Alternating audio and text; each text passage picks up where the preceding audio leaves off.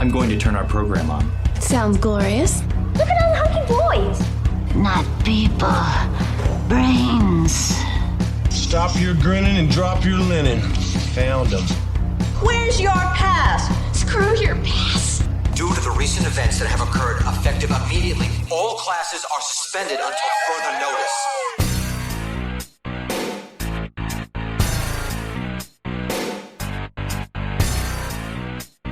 Sup. You are listening to Students of Horror, where we don't claim to be authorities on the subject. But students of the genre, expanding our studies one movie at a time. That's right, and our assignment this episode is 1975's Jaws, as we study the subject of animal attacks. Certainly. Thanks for joining our study session.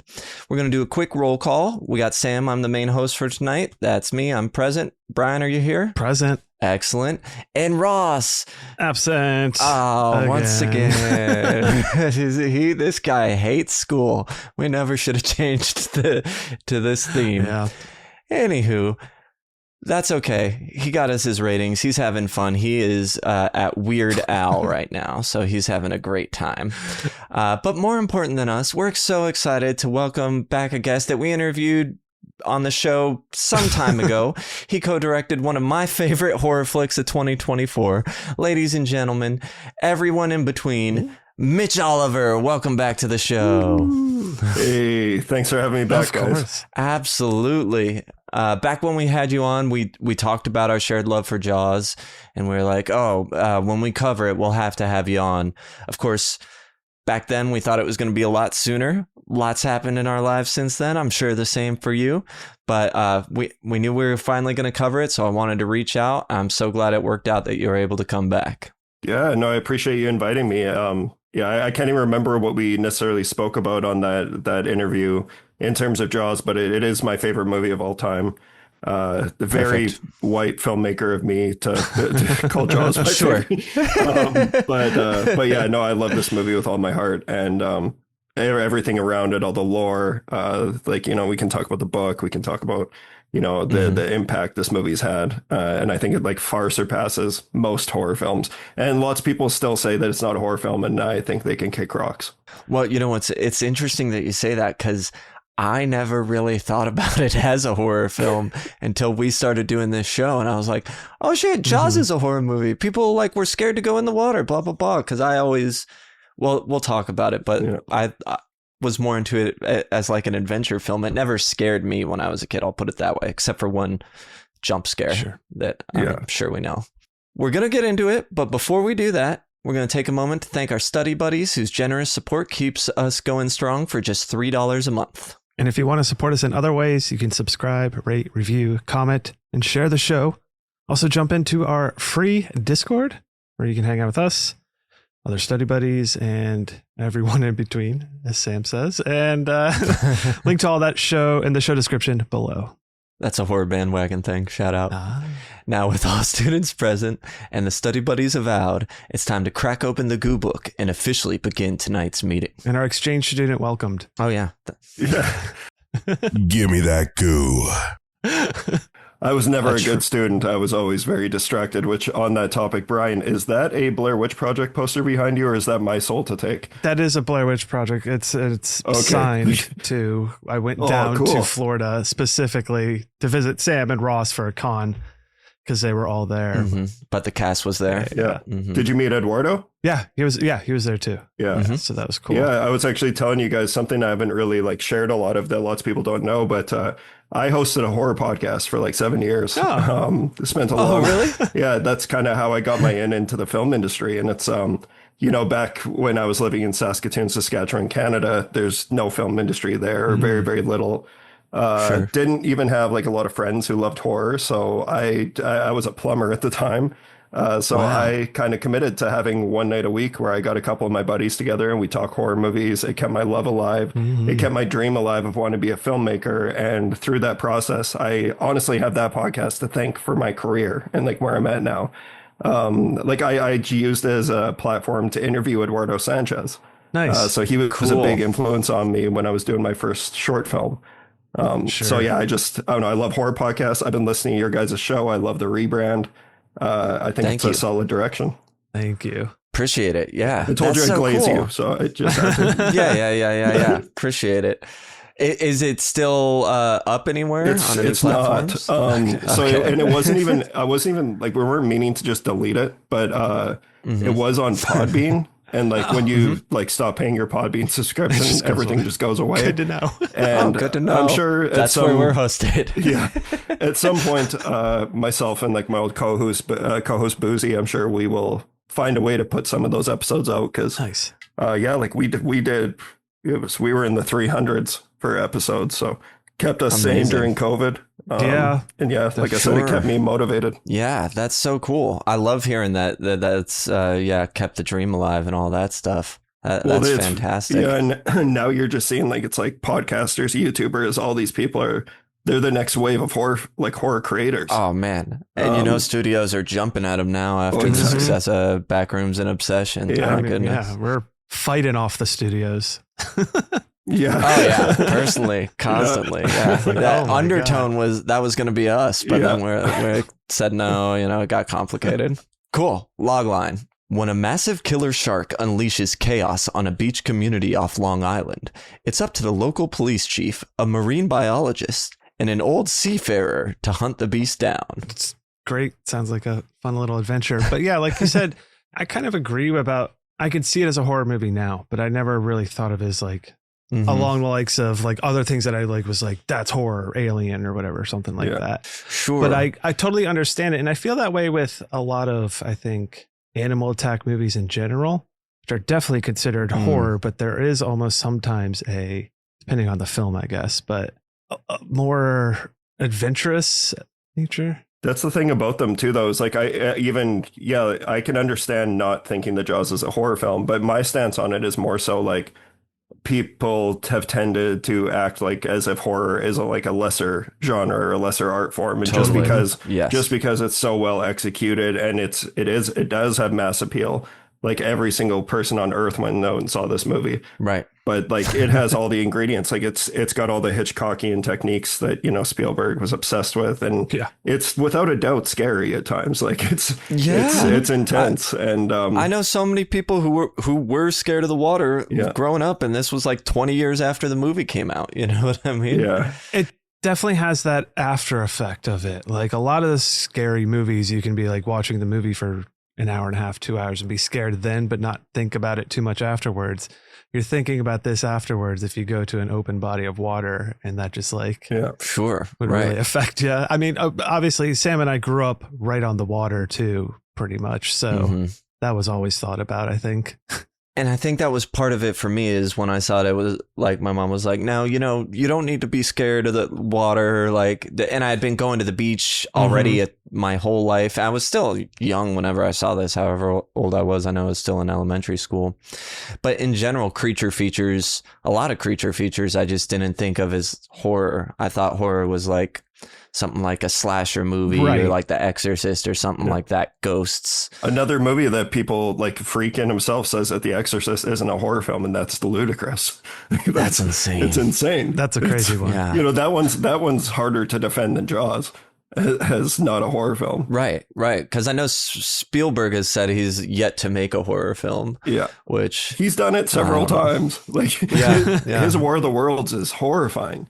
Yeah. That's super underrated. I love that movie. Definitely borderline. Yeah, that's always one I always enjoyed, and I never understood why. It was just good to watch for whatever reason. It's intense. Sure. Yeah.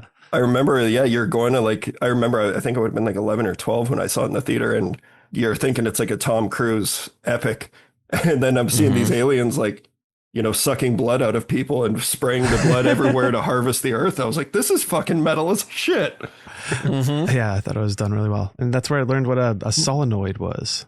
And it taught you something too.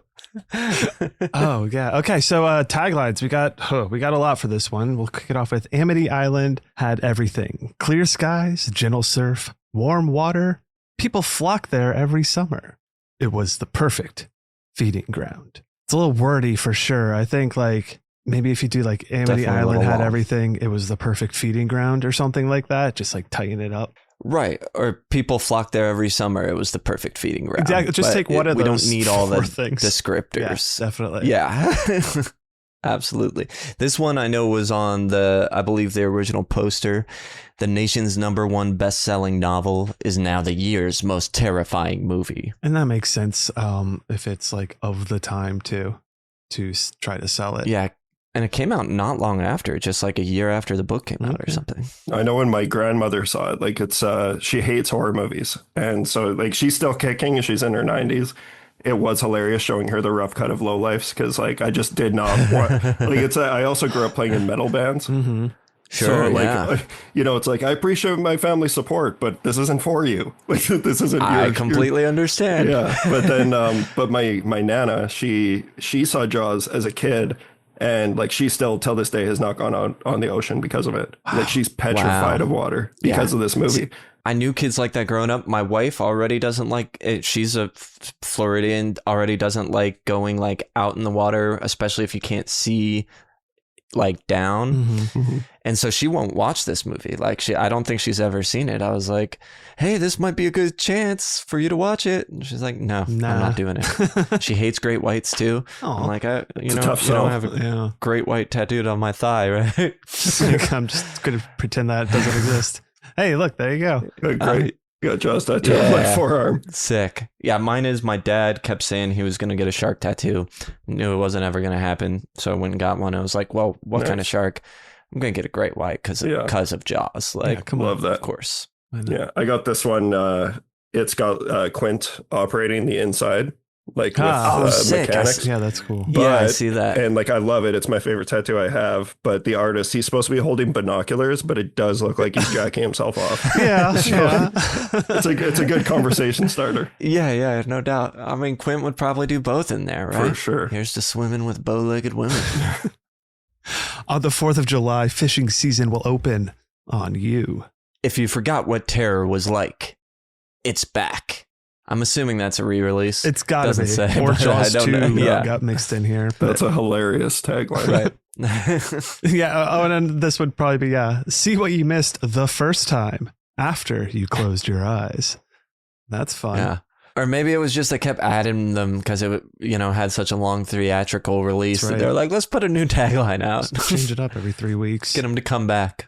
There is a creature alive today which has survived millions of years of evolution without change, without passion, without logic. It lives to kill. A mindless eating machine. It will attack and devour anything.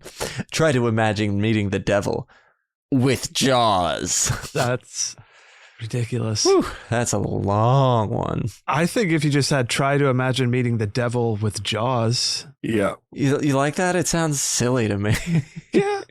I mean, you can just picture all the executives and like the Universal backlot, like Mad Men style, just drunk as shit in the morning trying to come up with a tagline. Exactly. Yeah. Exactly. That is what it sounds like.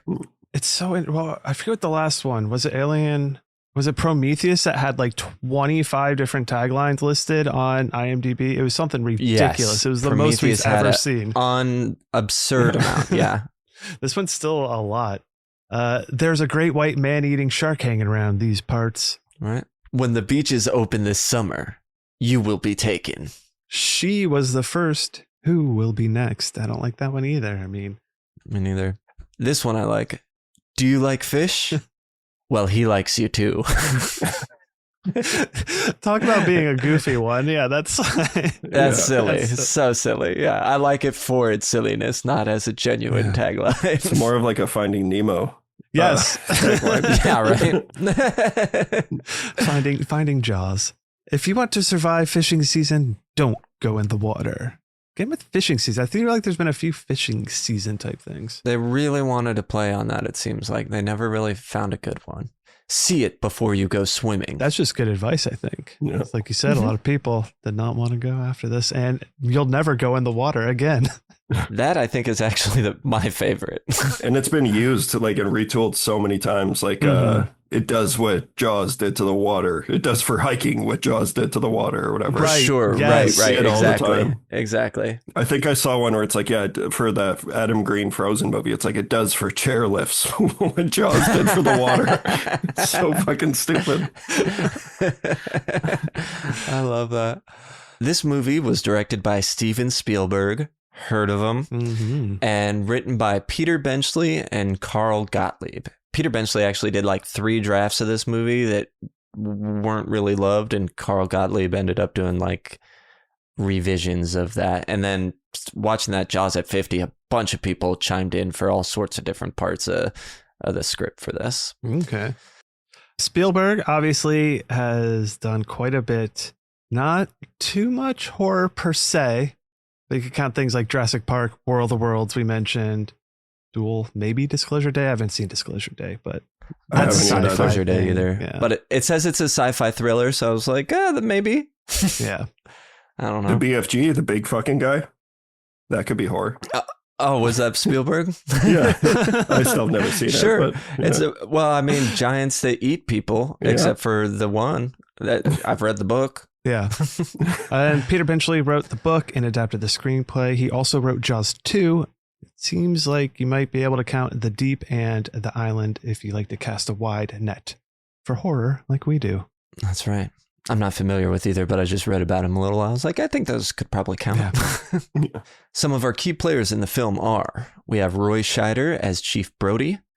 He is other horror. We have Jaws 2, a movie called Night Game, which I've never heard of, but it's a fucking baseball horror movie.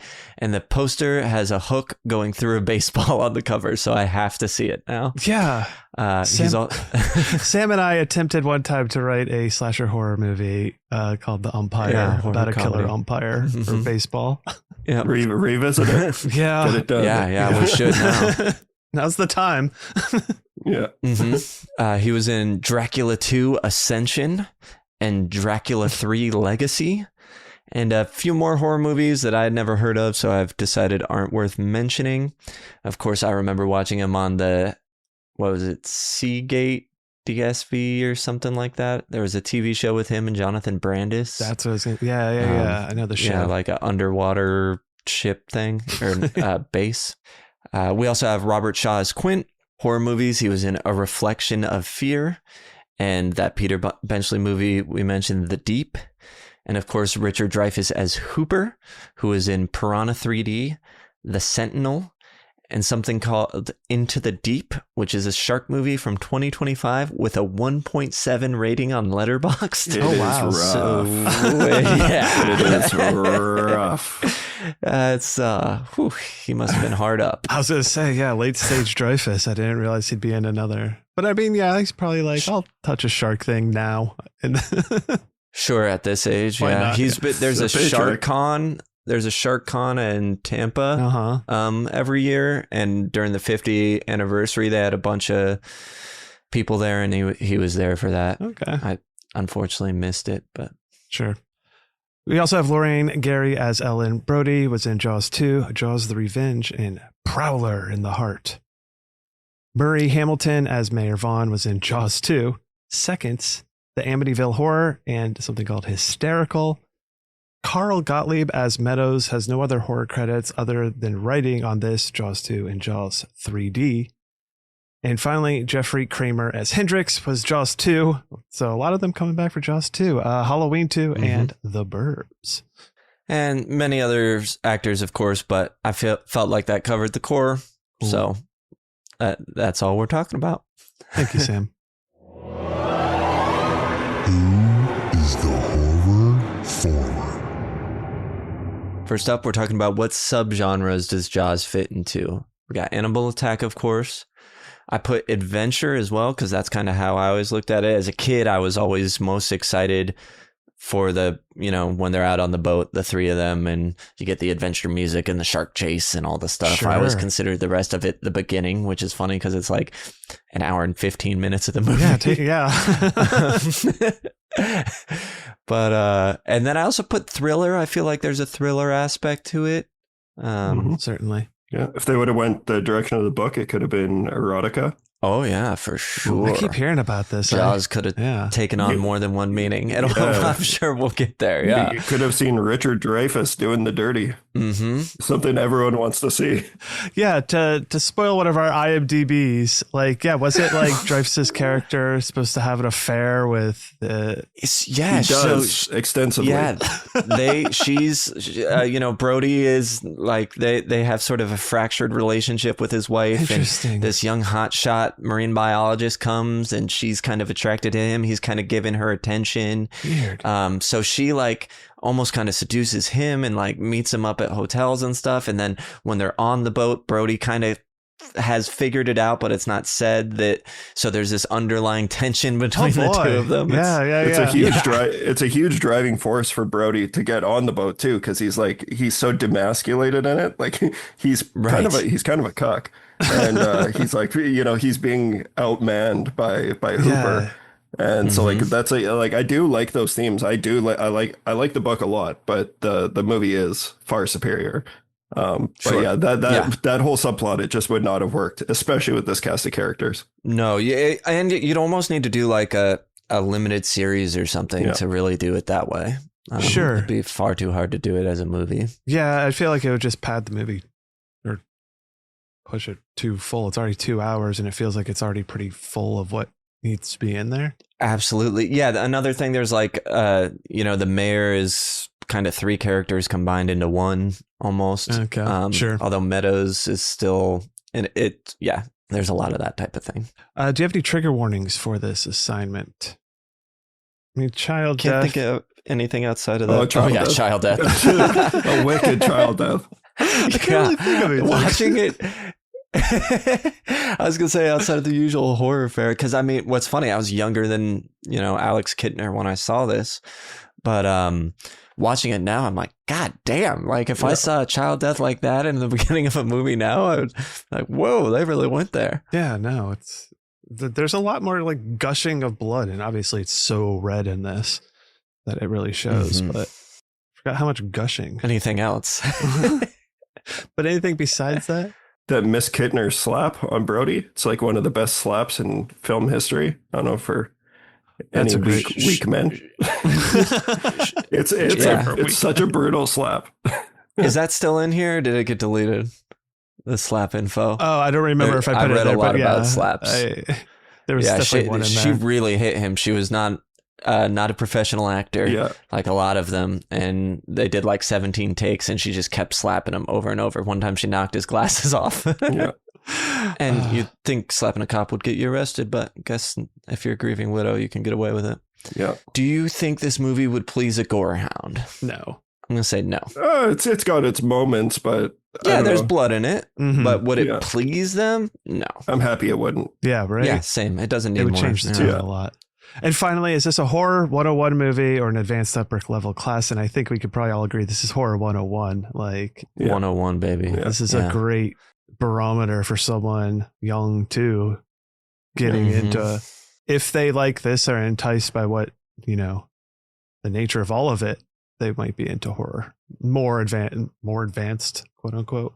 Sure. I think that's part of why I never thought of it as horror, because I didn't see this and go, oh man, I gotta go watch a bunch of other horror movies. It wasn't until I saw Scream that made me do that, which was not too long later. Yeah, I very much have the same story. That and Child's Play 2. Child's Play 2, like there's a huge difference between Jaws and Child's Play 2, but those are two formative movies for me. So I can once again, I can understand why, it wouldn't be considered, like you don't go Jaws and the Texas Chainsaw Massacre. Right. But it still is. I'm with you there 100%. Gotta throw some respect on the genre's name. Everyone's trying to catch up now. But I definitely think that goes to, because you liked it so much and didn't even think of it as horror, was kind of like a peek behind the curtain that does show that you would eventually like horror or something. Like if you were totally turned off by Jaws, you probably I was like, oh, I don't like being scared. Yeah, something like that. It's, like I said, it's a very a sneaky barometer for it, I think. Okay, cool. Spoiler zone. Going to our IMDb behind the scenes, starting with over 67 million people in the US went to see this film when it was initially released. Jesus, that is a lot of people. Just under a third of the country's total population at the time, making it the first summer blockbuster. And yeah, which I think we all know, but it's just, if you're listening and don't, this is the movie that created summer blockbusters. That's what makes it such a difficult one to talk about now, is it's been so deeply studied and ingrained in the culture. It's like, what's there left to talk about other than just unadulterated love for it? Yeah, I was going to say this will just be glazing the movie. Yeah, pretty much. Just kind of like, little basic things that I feel like now too, though. I don't know how many younger people we have listening to our show, but there's a new generation, I think, of people out there that haven't seen a lot of these classic things. Might not even know it or know stuff about it. Who knows? But if we have a younger person listening, let us know, and let us know if you didn't know any of this stuff about Jaws. I'm so curious to see how, because even I have a 7-year-old nephew, and he's just become like a little version of me. My sister got him a Jaws poster for his birthday, so he's 7 years old. He hasn't seen the movie, but it's in his bedroom. And I was telling them, I was like, why? I had seen Jaws at his age. Like, he can absolutely see it.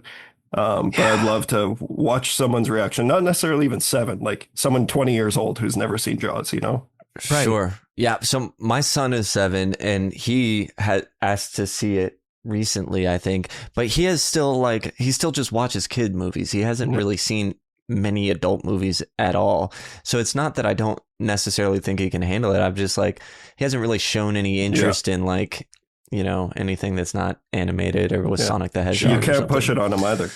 Exactly. So I'm waiting for it to be right. But it was actually adorable. If my dad loved horror movies, I would hate them. Anything my dad likes is lame. Because I have a nephew. He just turned 8, and I don't think he's dove into Jaws. He's definitely into like Harry Potter and stuff now. He's watched the original Star Wars, got really into those and everything. But I'm definitely the nerdy uncle he calls to ask all the questions about that, because my brother was never the nerdier. He was the cool one in our sibling. Yeah, super cool. Yeah, he was the cool guy. I was the nerd of it. But yeah. So that's fun. Exactly. Like, I got this little thing I can impart all this stupid uncle wisdom onto. Yeah, but he probably thinks you're the cool uncle. And exactly. I get to be cool uncle and walk away. I'm happy. This was the first movie to reach the coveted $100 million mark in theatrical rentals, which is about 45% of the box office gross. It was the highest grossing of the time in the U.S. until episode 4 of Star Wars: A New Hope. Mm-hmm. And it's bounced and Spielberg has made other movies that then were the highest grossing movies, and then other movies have beat them. Like I know Jurassic Park was one of them. Yeah. I can't remember all of them, but he's had a few highest grossing until something else beat it. But I think adjusted for inflation, this is still one of the top. Yeah, the metric is so important in that, just movies were not like they are now. Right. When Jaws came out. So it's tough to compare them. Oh, big time. Martha's Vineyard, Massachusetts was used as Amity Island primarily because even 12 miles out to sea, the sandy bottom was only 30 feet down, allowing the mechanical shark to function. Well, we know that didn't really happen much, but residents were paid $64 to scream and run across the beach as extras. Bruce, which is what they named the shark on set after Spielberg's lawyer, has a total of about 4 minutes of screen time. Mm-hmm. Glorious 4 minutes too. Oh yeah, perfect amount of 4 minutes. Anymore, like you could see how. Oh yeah, 4 minutes is a good time. I've been telling my girlfriend this. Oh yeah, 4's me good. too. It's pretty good. We all agree. I think we can all agree. I mean, 4 might even be too long, right? That's what I've heard. 4 minutes, right? I could do it 10 times. Yeah, so this will go out a little bit about some Bruce talk here, because obviously it was a big aspect of the film and such a pain in the ass. Despite reports to the contrary, Bruce was actually tested in water before it arrived to the vineyard and worked perfectly. However, the tests were done in non-salt water tank at Universal Studios, and once it was placed into the actual ocean water, the salt wreaked havoc with its controls. Yeah, they were not ready. Yeah, and also is in a tank, which is not like moving. Yeah, a very controlled environment. And they're like, yeah, it works. Right. In addition to the well-known nickname of Bruce, Steven Spielberg also called the shark the Great White Turd when he became quite frustrated with the troublesome animatronic fish. I love that nickname. I had never heard that one before, and I think that's hilarious. Yeah, neither have I. You call me that sometimes, too. It's true. The first day the model shark was used, it sank to the bottom of the ocean. It needed a great deal of maintenance and didn't appear very terrifying. Spielberg recalled, "I had no choice but to figure out how to tell the story without the shark." And he reasoned that it's what we don't see, which is truly frightening. As we kind of mentioned with the 4 minutes of screen time before, that's perfect. It's become famous for that, about it's what you don't see that's terrifying. Mm-hmm. Like it's all just under the surface. And I think it really helps too, because it really gives you the sort of human perspective on what would be happening. You know what I mean? You can't see what's going on under there. Has to come out to show you. Yeah. So I think it works really well. And the only times we really do see under the shark underwater is when the character goes underwater in the shark cage. Mm-hmm. Several days after the film's release, several decades, thank you. Several decades after the film's release, Lee Fierro, Mrs. Kittner, walked into a seafood restaurant and noticed an Alex Kittner sandwich on the menu. She commented that she had played his mother many years ago. Jeffrey Voorhees, the manager of the restaurant, who had played Alex, ran out to meet her. They hadn't seen each other since the original movie shoot. What a delight. Very cute. That is a delight. And I'm glad he named a sandwich after himself in his restaurant. Yeah, me too. I would. I mean, yeah, why not? Though respected as an actor, Robert Shaw's trouble with alcohol was a frequent source of tension during filming. Later interviews, Roy Schneider described his co-star as a perfect gentleman whenever he was sober. All he needed was one drink, and then he turned into a competitive son of a bitch. According to Carl Gottlieb's book, The Jaws Log, Shaw was having drinks between takes and announced, "I wish I could quit drinking." To the surprise and horror of the crew, Richard Dreyfuss grabbed Shaw's glass and tossed it into the ocean, much to Shaw's chagrin. Shaw allegedly bullied Dreyfuss for the rest of the shoot, offering him $1,000 to climb the 70-foot mast and jump into the ocean, calling Dreyfuss a coward whenever he refused. On one day, Shaw sprayed him with a fire hose, causing an enraged Dreyfuss to storm off saying, "That's it, I don't want to work with you anymore. Go fuck yourself." When it came time to shoot the famous USS Indianapolis scene, Shaw attempted to do the monologue while intoxicated, as it called for the men to be drinking late at night. Nothing in the take could be used. A remorseful Shaw called Spielberg late that night and asked if he could have another try. The next day of shooting, Shaw's electrifying performance was done in one take. So that sounds like a pain in the ass. Yeah. Whoa. Fun working environment, huh? Right. So important for it, though. Obviously there's... Oh, for their dynamic, the characters? Yeah, this is something, I obviously, as a filmmaker, I don't condone that kind of stuff. You'd never want to, harness that kind of work environment. But back in the day, that's why you just saw different things. You saw different types of performances that just, cannot be matched now. Friedkin would famously walk into the set of The Exorcist and fire a fucking gun. He's the biggest lunatic. Which one would you rather deal with? Friedkin and his gun, or the alcoholic? I'd rather deal with this. I've dealt with plenty of drunks. Yeah. In the Jaws at 50 doc, Spielberg says that Shaw asked him, he was like, "Hey, could I have a drink before I do the monologue, just to since the character is supposed to be drunk?" And he said, "Okay." And it turned out horrible. And it was like, I was a young director. I would never say yes to anybody doing that now. That would be brutal to happen in this day and age, especially on a professional film set. Yeah. That's also not acting. Right, exactly. That's just being drunk. During pre-production, Steven Spielberg brought his friends Martin Scorsese, George Lucas, and John Milius to the effects shop where the 25-foot-long Bruce the Shark was being constructed. Lucas said, "If you can get half of this on film, you will have the biggest hit of all time." Lucas stuck his head in the shark's mouth to see how it worked, and as a joke, Milius and Spielberg snuck to the controls and made the jaw clamp shut on Lucas's head. Unfortunately, and rather prophetically, considering the later technical difficulties the production would suffer, the shark malfunctioned and Lucas got stuck in the mouth of the shark.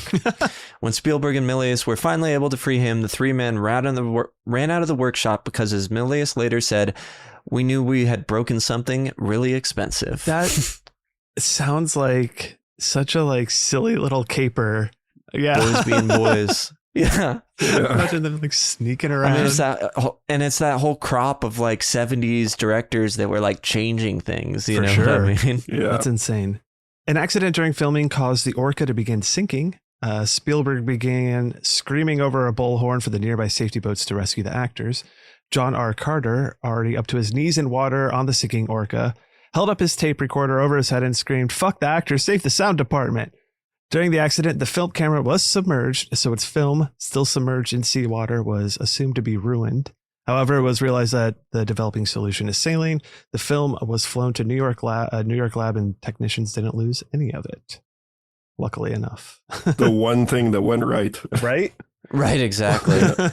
Yeah, fucking Spielberg had like PTSD from making this movie. Yeah. I would imagine. Quint's boat is named Orca. Being a shark hunter by profession, Quint knows that orcas are the only known predator to kill great whites.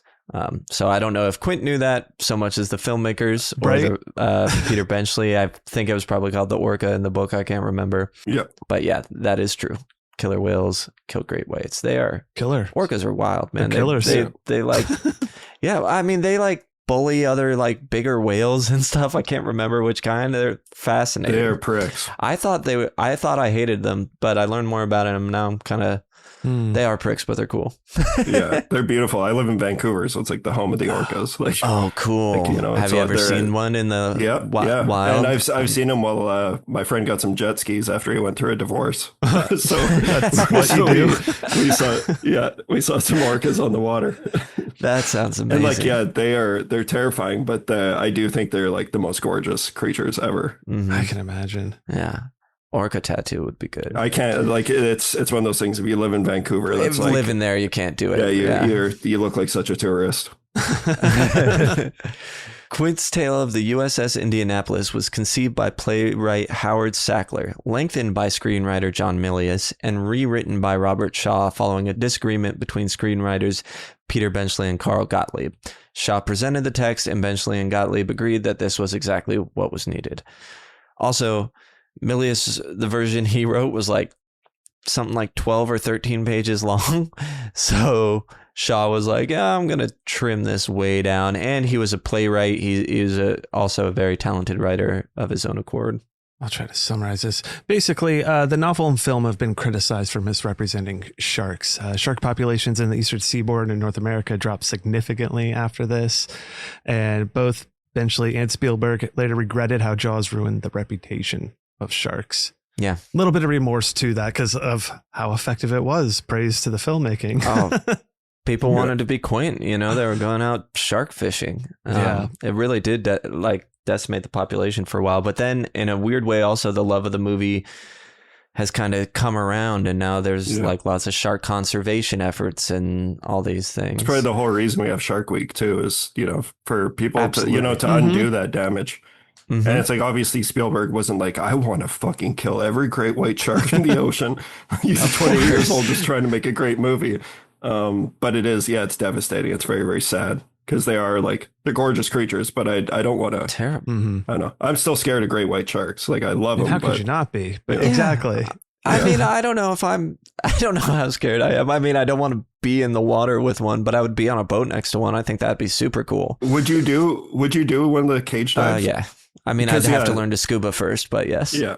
Yeah. I've always wanted to do that, but you see it go wrong frequently. I feel like it'd be breathtaking. Yeah, like Facebook Reels has showed me That's you don't have like a flutter of nervousness or something to it, a scared flutter to going that, like, because I think for I sure, but I'm more excited than I am. Like, I think my excitement would overpower my nerves. Okay, well, that's part of the excitement. I wouldn't want to like jump in the water with him, but like not in a cage. Sure. But you know, put me in a shark chainmail and put me in a thing. I'm cool. Really, what I prefer to do is just be on a boat where they like maybe chum the like some scientists are doing some sort of research. They're tagging them or something, and you just get to hang out with them. That sounds ideal. Yeah. I don't think I'm supposed to be on this boat, but I'll hang out. Anybody need anything?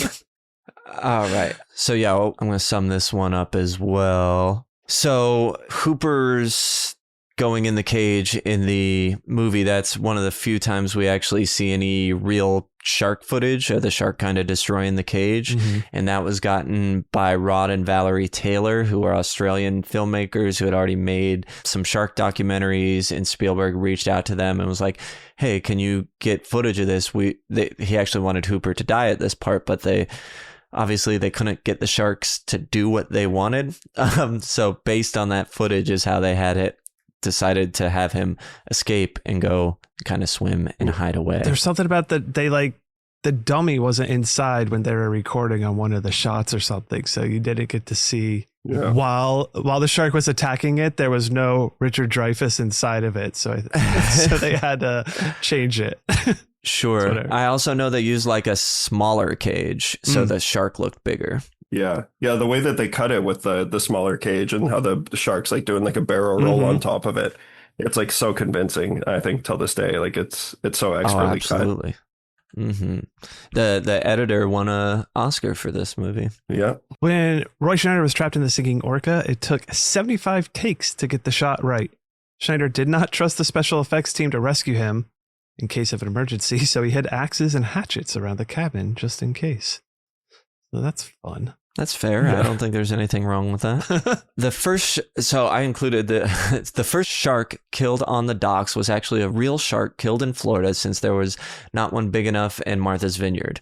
According to Carl Gottlieb's The Jaws log, by the time it had been shipped and prepared for filming, it was starting to decompose and the smell was appalling. It was hung from its tail, and its internal organs broke loose and piled up in the back of its throat, adding to the discomfort of those forced to work in close proximity to it. So my parents always told me that they knew the guy who caught that shark in that movie, that they met him here. And I always kind of thought it was bullshit, and it still could be. But the fact that it says it was in Florida, I'm like, oh, maybe it was true. He was like an underwater photographer / like shark. That's cool. Probably just a fisherman, like a sports fisherman. Yeah, but it does sound. When I was a kid, there was this kid named Nick, and he told us that his parents would take him to the moon for Christmas. So, but that one sounds like if you're in Florida, there's more, right. When I read that, I was like, oh, maybe it's possible. Yeah. I think I knew a kid that said he won some sort of contest where he was allowed to pick between like a trip to like outer space, a trip to the bottom of the ocean, or a trip to somewhere else. Yeah. I knew even then I knew it was bullshit. Yeah. It's like he's a lawyer. He was trying to sell it. Right. Yeah. He's like, I could have gone to space, the bottom of the ocean, or Michigan, and I went with Michigan. Right. Yeah. I'm like, why wouldn't you go to space? Dude. With the Egyptian resort of Sharm el Sheikh experienced killer shark attacks in 2010, their mismanagement of the situation paralleled that of Jaws, including denying the problem, resisting closing the beaches, reluctantly closing them after a nearshore attack, killing the wrong shark and declaring it the right one despite clear evidence to the contrary, and reopening the beaches with the fanfare declaring them safe, then having more attacks take place. But then this shark just left on its own accord. But like, that's fun. That's how it happens. Life imitating art. Actually, so at the end of the book Jaws, it's like coming at Brody and it just kind of goes away, right? Mm-hmm. The shark. Yeah. So do you think that's the shark just like moving on? Because I know some people think it's also the shark just kind of died, and that's why. I think it was heading toward the Bahamas at that point. Oh yeah, for Jaws 4. Yeah. Yes, yeah, that makes sense. No, I'm drawing a blank on that ending. Even I've read it a couple times, but yeah, I have no guess. Certainly doesn't blow up. It just like comes at him and then disappears. Yeah. Craig Kingsbury, the Martha's Vineyard local who plays Ben Gardner, was an actual old salt sailor who spent decades at sea and was, in the words of screenwriter Carl Gottlieb, a gentleman who qualified the most unforgettable character I've ever met scrapbook. Kingsbury had an incredibly colorful and foul-mouthed vocabulary and became a heavy influence upon the development of the Quint character. The filmmakers going so far as to tape conversations with him so his actual phraseology could be written into the script. So he's the one who, when like Hooper first gets there and gets onto the dock and he says hello, and the guy's like, hello yourself, young fella. You're not going out with these nuts, are you? That guy. Oh, that's the fella? Yeah. That's cute. So you kind of mentioned a few of the sequels so far. Spielberg has lamented not taking control of this franchise the way he did with Jurassic Park and Indiana Jones. He said in interviews that he wishes he had engaged in some quality control with the sequels, as he has done with his other franchises. Although all 4 films have been successful at the box office, there was a huge dip in quality after Part 1. The Jaws franchise was similar in quality to the Poltergeist franchise. Both had originals overseen by Spielberg that were lauded by the critics, and both had sequels that were called some of the worst movies ever made. Both Poltergeist 3 and Jaws the Revenge fall into that category, according to this IMDb. But Jaws 2 and Poltergeist 2 rule. Both of those movies, fuck. There you go. I love those movies. I haven't seen either of them in so long. Oh man, Jaws 2 is awesome. I haven't seen any of the Jaws sequels in forever. 3 and 4 are abysmal. 4 was the only one that they had at like my local video store when I was a kid. Right? So for a while, that was the only one I had seen. Yeah. And then I know I've seen them. And actually 2 I went to watch like a year or 2 ago, and I just fell asleep pretty quick. Yeah. It's of course it's nothing. You can't compare it even remotely to the first one, but it's a fun. This is kind of a tired thing now, but it's a fun slasher movie with the shark. Sure. It just very much feels like it's like the best Friday the 13th ever made. And I'm a Friday fan, but with a shark. Sure. Yeah, Fridays are fine. Like they're not good. My favorite one's the worst one. Which one? According to people. 5. Yeah, that is the worst. I hate that movie so much. Oh, it's so good. Yeah, I despise that movie. I like it because it's so bad. Yeah, I thought you were going to say X. I was like, X is awesome. No, see, what people say about Jason X is it's so bad it's good is not true. That's what's true about 5. Sorry. No, don't get me started. Boy. It's okay. Yeah. This won 3 of the 4 awards it was nominated for at the Academy Awards, but lost Best Picture to One Who Flew Over the Cuckoo's Nest. Early on, before development of Jaws as a feature film, it started to be developed as a television series. That's funny. I said it could work for that if you're trying to stick to the book. At least one press release in a trade magazine said that that's what it would be. The format of the episodic television show would have a new celebrity guest star being eaten by a shark each week. Oh, that's interesting. That's brutal. Yeah. My number one dream project, I probably shouldn't say this but at this point I'm just seeing manifest it. I'm seeing this stuff happen right now. So I'm like, if someone is going to get to it before I do. And hopefully it's like, of course it's going to be someone far more talented than I am. But like, I love movies about making movies. And like my number one dream project would be to do the making of Jaws. Like into I really would want to do it as a movie. What was that called? Disaster Artist? Oh, yeah, but this would hopefully be better. But in that way, though, like, right? I'm not sure if you've, I guess, I just watched it, but The Offer, it's like an 8-part series about the making of The Godfather. And, originally they cast Armie Hammer, but then he revealed himself to be, a cannibal. A cannibal. Yeah, it's like Miles Teller. I finally watched it, and I was like, I loved it so much. But sure. Yeah. Have you heard about Ian Shaw, Robert Shaw's son, wrote a play? Yeah, The Shark Isn't Working. Yeah, I so badly want to see it. Me too. He looks incredible. It sounds like that'd be kind of like that. Yeah, it's supposed to be like amazing. I've heard it's really good. I don't know if it's still running, but I think it was in New York City. All right, we got a couple more real quick. Spielberg stood at the back of the theater during a preview screening in Dallas in March of '75, and according to Peter Biskind's book, Easy Riders, Raging Bulls, a man in the front row got up and broke into a run. Alarmed, Spielberg thought to himself, he must really hate it. The man reached the lobby and threw up all over the carpet, went to the bathroom and returned to his seat. Said the director, that's when I knew we had a hit. Happens. But that's crazy to go throw up all over the carpet and then just be like, I'll leave that there and go back to my movie. What are you going to do? That's the 70s, baby. I don't know.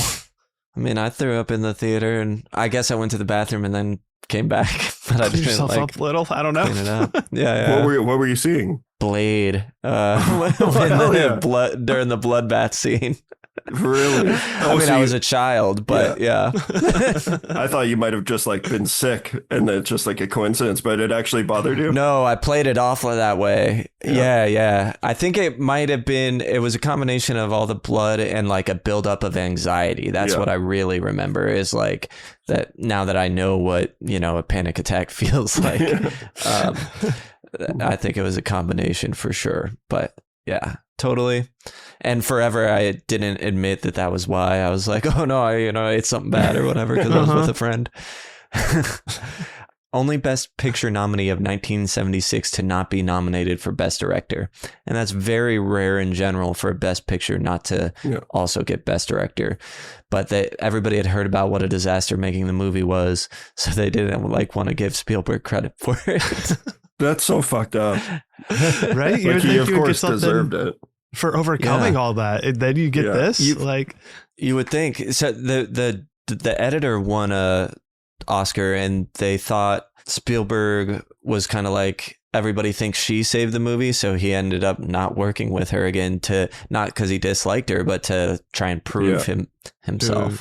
Yeah. I was just thinking about this the other day with my buddy. There's the movie Argo that Ben Affleck directed and starred in, and it won Best Picture, but he got snubbed for Best Director. And like the world, really? I remember the internet like exploded. They're like, how did he not get nominated for Best Director? And it won Best Picture. And his only response to it was like, no one's saying, why didn't I get nominated for acting? That's so funny. It's like, I was in the movie too. Right. Argo, fuck yourself. Yeah. Argo, fuck yourself, indeed. Cuban leader Fidel Castro praised the film as a depiction of capitalism's disregard for human life, specifically for Mayor Vaughn's decision to keep the beaches open. And I mean, that's true. I saw Peter Benchley talking about that. I forget what the exact quote was, but Peter Benchley loved it and tried to get a pull. He wanted the publishing company on the next reprint to use that as a pull quote on the cover or on the back or something. And they refused to, but I thought that was so funny. Yeah, definitely. And in 2001, it was selected for preservation in the National Film Registry by the Library of Congress, deeming it culturally, historically, or aesthetically significant. Culture. Always got to count that. All right, last two. We'll have more in the talk, but let's jump into that from here. Last two. In France, this is known as the Teeth of the Sea. Which is that's fun. That has a charm to it.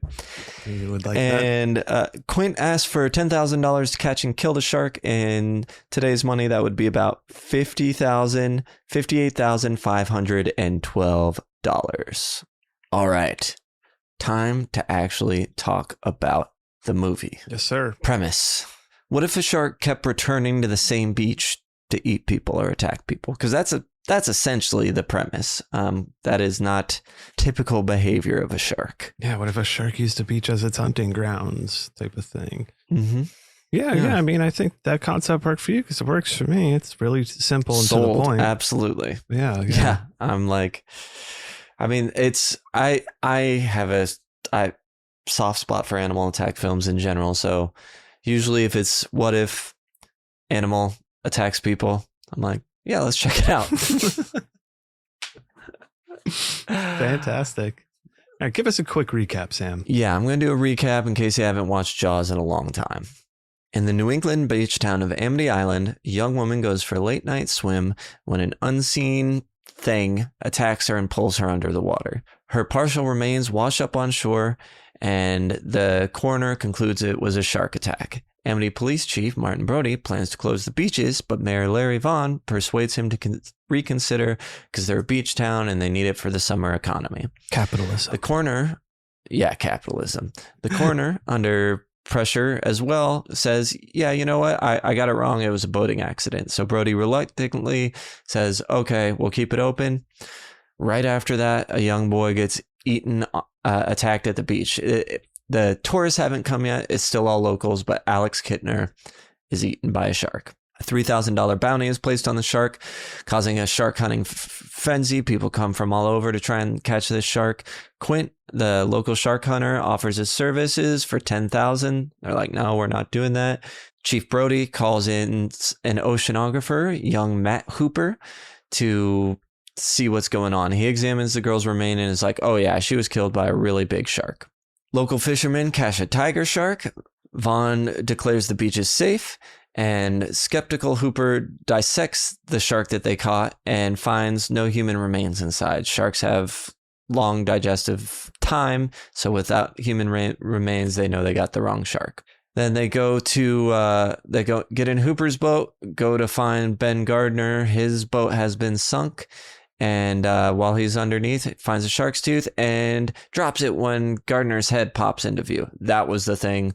That was the jump scare that, I remember as a kid, I watched this movie so many times, but I'd always try and prepare myself for that moment, and it would still make me jump for the longest time. Now I'm a big boy who doesn't get scared. But that one still gets me though. I went and saw it. Yeah, I think it was for the 50th. I went and saw it in IMAX and then in 3D. Oh, sick. Which I'm also I'm not a 3D guy at all. But I was just I'm an obsessive nerd, so I need to see it every way I can. And honestly, I was shocked by how good the 3D was in that version. It was awesome. Was it real D 3D where it's kind of looking into something, or does it pop out at you 3D? There's a couple moments where when the head pops out, it does feel, it doesn't feel gimmicky, a Friday the 13th part 3 where it's coming at you, where there's a mop handle or something like that doing that. Right. But it's just more it really immerses you, and there's depth. I don't know what I took away from it was seeing Spielberg's blocking and how he sets up shots. It felt so much bigger. But yeah, long of that is that scene got everybody in that theater. It was just a couple of years ago and people still jumped. Yeah. I have it timed out perfectly. There's no way it's getting me again. Not me. So he drops the tooth, gets back in. They're like, there's still a shark out here causing chaos. Now this is when the tourists all start coming in for 4th of July weekend, and everybody's swimming. Kids pull a little prank where they scare everybody off the beach. At that scene, that's one of my biggest fears, is being caught in part of a mob that's running and getting trampled. I have been scared of, I'm far more scared of that than I am running into a shark, just because of the likelihood. I mean, I guess it's not likely for the crowd thing to happen either, but I'm in crowds more often than I'm around sharks. That you know of. True.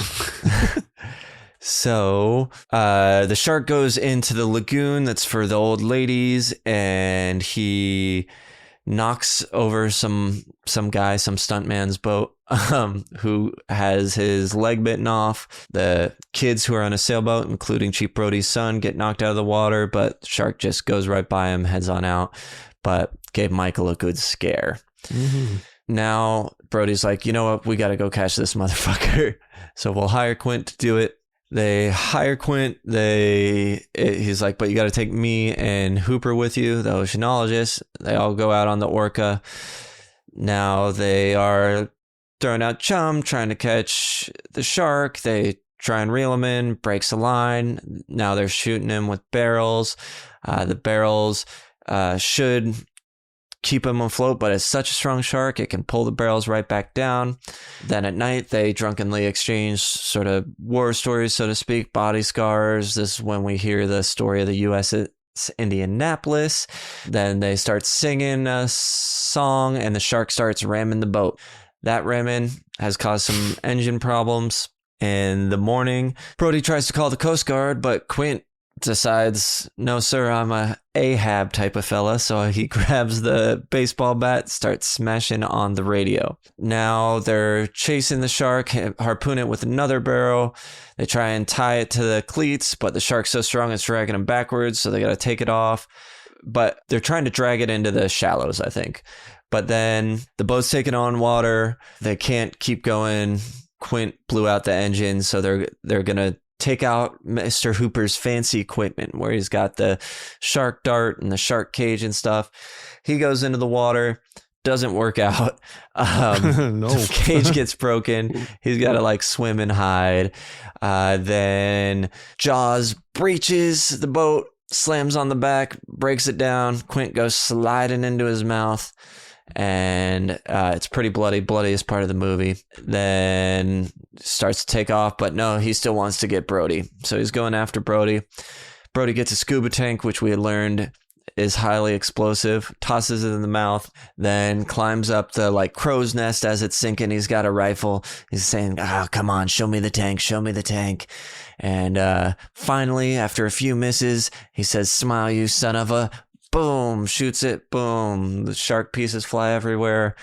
And Hooper resurfaces, and they're like, oh man, you never liked the water, huh? Let's swim back to shore. The end. Yep. Beautiful. I think I got it. You got it. That was a great job. Good job, Sam. Not an ounce of fat on it. No. Like they get the point of the story across. They got all the intensity and scene. We're out. Yeah, we're done. We're ready for the next 60 years of terrible ripoffs. Mm-hmm. Yeah, and satirization and just pop culture zeitgeist. Certainly.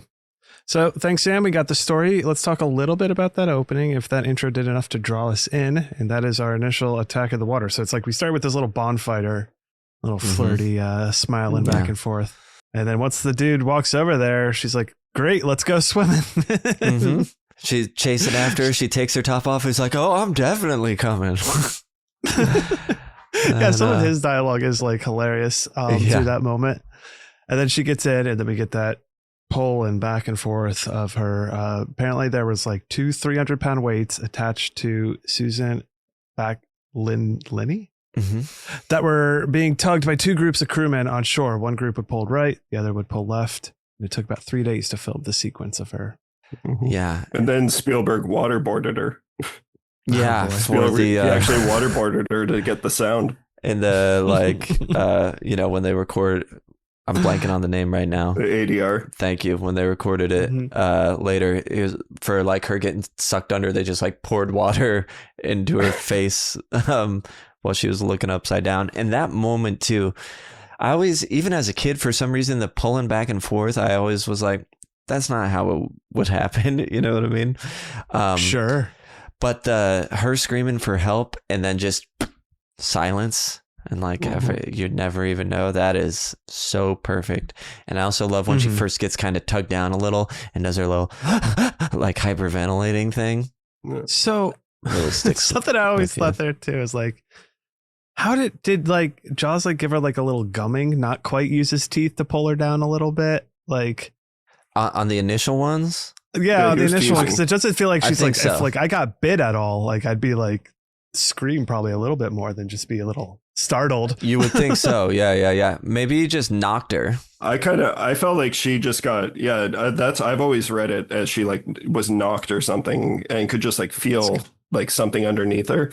But she does get pulled a little bit. So I know where your mind's going with that. Yeah. But at the same time, you have no idea how you'd react if you were like immediately bitten. Like you could just not even know that happened. Because it's like, right. It could my leg has never been bitten by a shark, so I don't know. I would think I would go, ah! I think it would hurt, but. And sharks, that's the other thing is they don't have hands, or they use their mouths to feel stuff. That's usually why people get attacked, is because they think it's something else, and then they bite them and they're like, oop, nope, not the food I want. Not what I wanted. Yep. Unless you're Jaws. Right. But yeah, so that sequence always worked for me, even though I found it a little strange. Maybe it's just cuz going in the beach in the water all the time, I was like, I don't understand how a shark would be doing this, but it's still very scary. Right. And you see a little booby, and I was little, so I was always trying to where's the lighting right? Come on. I think that's why it works. Like it's, in my opinion, it's one of the best openings of any movie ever. Yeah. And like it's one of those things. I kind of love how violent it is there. She gets like pulled in one direction, the other. It's and when like she grabs onto like the buoy for a second. Yeah. Yeah. And you're like trying to wonder, because obviously, he couldn't show the shark. And it's like your mind is coming up with like, how is this thing doing that? And then I don't know, like they're vicious. It just makes it so much more scary, in my opinion. It is violent. Yeah, exactly. It works to draw you in and pull you in with this one as an excellent intro. And even as ridiculous, I think that's something that I don't know if it's necessarily something that people who live by the water think about differently than like the people living in the Midwest, not around sharks or anything, especially at this time. You're not thinking that, oh, I don't think a shark would drag this person around this way. You're just like, holy shit, that's scary. Right. A shark attack. Who knows? I think that works. Susan Becklenny said in an interview that during most of the film shoots, a nude scene usually brings lots of people to the set to watch, but on Jaws, they completely cleared the beach for an opening nude scene, except for a few necessary crew. The man she was seeing at the time even went to Peter Benchley and asked him to leave, much to her embarrassment when she found out later. But she was completely comfortable being nude. I think she had been in like Penthouse or something before this, and she's appeared nude a bunch. She's very comfortable with it. But I just liked hearing that the set treated it with some respect, because you don't hear that a lot of the time, especially I would imagine also in the 70s. 75. Yeah, and it's also like it's probably freezing cold at night. Like she's already uncomfortable to begin with. But famously, there was like, when set would shut down and they'd wrap, there were like orgies on the beach. Which is really? Like, I don't know if I haven't heard about that. Yeah, there's a clip of Richard Dreyfuss talking about how he just cashed in super hard because he's like, when you look like me and you have that opportunity, you're not ever, I may never have this opportunity again. But that's one of like 500 little key moments that happen during the making of it that just make it so interesting. Mm-hmm. But yeah, it's funny how they're, as long as there's no cameras there while the orgies are happening, then I guess. Right. Power to the people. I mean, a lot of young people making this movie. It is young, time and place. Yeah. Maybe they were all reading the book at the time and getting all hot and bothered. Yeah, the cast is drinking on set.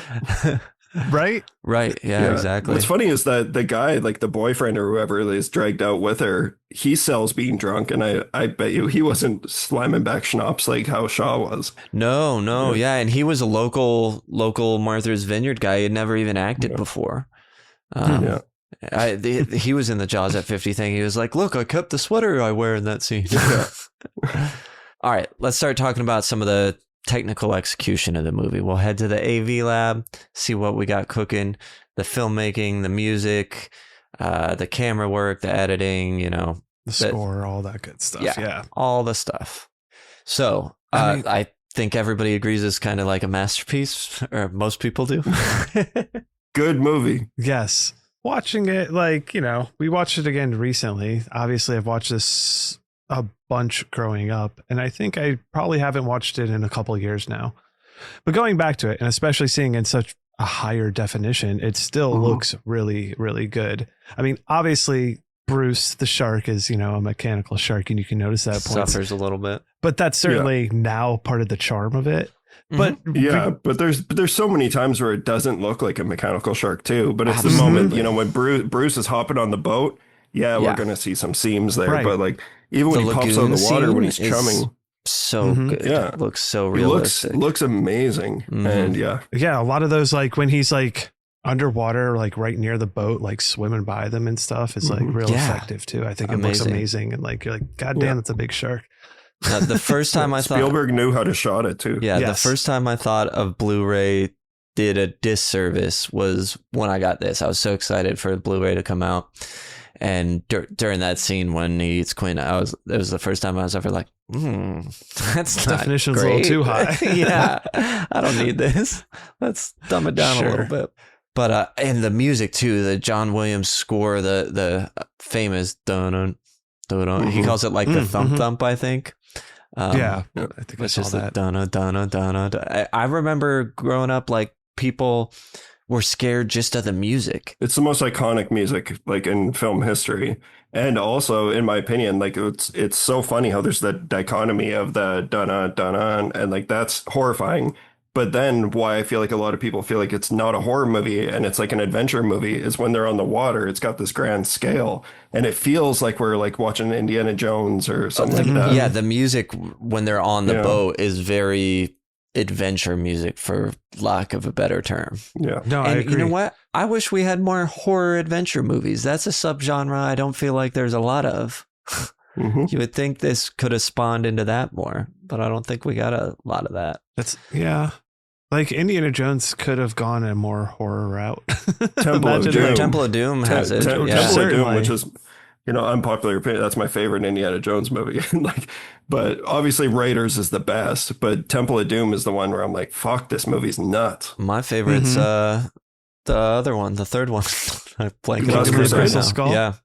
You're a Mutt fan or whatever Shia is character was in that. No, Last Crusade was always my favorite. Mm-hmm. Also a great movie. Yeah, I think I grew up with Raiders of the Lost Ark. It was like the only one we had that on VHS, so I watched that a lot. I mean, I love them all, but yeah, you know, all the 3 originals. Raiders is a perfect movie. Temple of Doom is the one that, Temple of Doom has like, there's so many seams that you can see, and it's like, this is so crazy and grandiose, but that's kind of why I like it. I haven't revisited it in a long time. Well, and actually the end of Raiders is horrific. Yep. My God. Yeah. Yeah. Which kind of, you know, is a little bit like Spielberg and Jaws here. Like, I remember watching that in Raiders, be like, this is really kind of cool and creepy and gross, but I'm intrigued by this. Much in the same way with like Quinn getting eaten up in Jaws and like the little bit of blood and all that stuff that we have here, like the little dabblings of horror and whatnot. But yeah, I think there's so much. One of the scenes that stood out for me too was like, there's a real basic one where Brody gets onto the ferry and then the mayor drives up in the car behind him. Just that shot of it, like, is fantastic. Single shot the whole time for so long. Yeah, absolutely. Yeah, just holding on that. One thing I wouldn't have noticed when I was a kid. That was something the last time I watched it for this, I was like, I noticed for the first time that the ferry turns around, so that if it had gone to the other side, he would have had to reverse his car off of it. It's like, that doesn't seem right. But they get to the end and he's like, all right, take us back to the other side. And I'm like, wasn't Brody supposed to go tell these scouts to get out of the water? Like, every time I watch this, every time I see it, I come away with like, for me, it just gets better every time. And I've seen this movie, I'm upwards of 50 at minimum now. And that's not like a brag. It's like, I'm sick. Like this, it's just, it's a movie that's always, it's always connected with me. And like, I fall asleep to movies. So like I've fallen asleep to Jaws many, many times. I've studied it. Sure. Huge reason why I've like, became obsessed with the making of films and everything is this movie. But every time I watch it, I take away a new favorite part. And most recently, like something I never picked up on as a kid, obviously, is the scene where Brody's sitting with his son and he's like thinking about, am I going to close the beach or not? And how the kid is mimicking everything he's doing. It's this really sweet moment. There's nothing horror about it, but it's a really sweet moment where he's like making faces with them. And it explains the theme of the entire movie in that exact moment where it's like his kid, he needs to set an example for his kid. Like what's the right thing to do? The mayor saying, don't close the beach. And, it kind of is a catalyst for the entire movie. And he tells the kid, give us a kiss. Why? Because I need it. Like, I need the strength of my family. Well, I think that goes to, Spielberg as well with the directing of them is too. All the characters, as much trouble as they had and it was needed for certain scenes, really interact well together. Yeah. The world feels lived in. Everything feels pretty authentic to this little town. The kids like, are even though you may have never lived there, you can fences. feel it. Like that's fantastic. Like just like the world building of that is wonderful and fun. And again, a little whimsical in some respect. Everything, to it. Yeah, it brings a joy to it, I would say. Speaking of Spielberg, he shot roughly 25% of the film at water level so that the viewers would have the perspective as if they were treading water, which after reading about that, I heavily noticed that on my rewatch. I was like, oh yeah, we are really at the like as if we were in the water, particularly in all the beach scenes. Certainly. I did. The other thing, the John Williams, we talked a little bit about the score. Spielberg apparently first laughed at it and said, that's funny, John, really, but what did you really have in mind for the theme of Jaws? Spielberg later stated that without Williams' score, the movie would only have been half as successful. And according to Williams, it jumpstarted his career, of course. And I agree. The theme in itself has become so iconic and so parodied and satire, like everything about it. Yeah. I feel like I've heard it parodied a ton. Just the thought, I mean, like people hanging out at the beach will be in the water just making that and like goofing around with their friends being totally Jaws and the Jaws theme and all this kind of stuff, like how much it is there. And I feel like I don't know what came first, seeing the shark fin reference or the shark fin prank in the movie, but like I feel like on The Simpsons, like Bart does like a shark fin Jaws type prank in some episode, and like I can kind of recall that. Yeah, and I've always had that as a memory and being like, yeah, that all comes from these kids Jaws, goofing around right? here. It was his idea. Yeah. He made me do it. He made me do it. Yeah. And John Williams won an Oscar for this. Mm-hmm. So one of the 3 Oscars it won. Deservingly. So we're talking about how great everything is. Does anything break your immersion or take you out of it? I know we kind of said nowadays with the higher definition, or maybe it's just because I'm older, the rubber shark and the Quint attack, but also it's still so brutal, especially when it clamps down and the blood comes out of his mouth. It still really gets me. So I mean, maybe it's just nostalgia, and I've been watching this for pretty much my whole life. I can't think of really any moment that takes me out of it. I agree, because I think I saw this when I was so young as well. So I was so engrossed in just the story of it. Like, I don't think seeing nothing really took me out, because it was a little, scary shark thing. And now, of course, as people have seen the film so many times, you just naturally start over analyzing and looking at these little things that will bring you out. But no, I think that's speaking to what the filmmaking we were talking about here. It all does it very well, that you're very invested and engaged in the movie, I think. Yeah. Something I never... Go ahead. I was just going to say, I don't like, I'm the wrong guy to try and find any flaws with Jaws. Like I can't. The only thing after, obsessing over it and having discussions about it, because obviously I'm also friends with nerds, we often talk about what is the undoubted like best movie made of all time. And it's like, even though Jaws is my favorite, we can't say that it is, because it's perfect at what it's doing. But if there's one noticeable thing, it fails the Bechdel test like miserably, like Ellen Brody.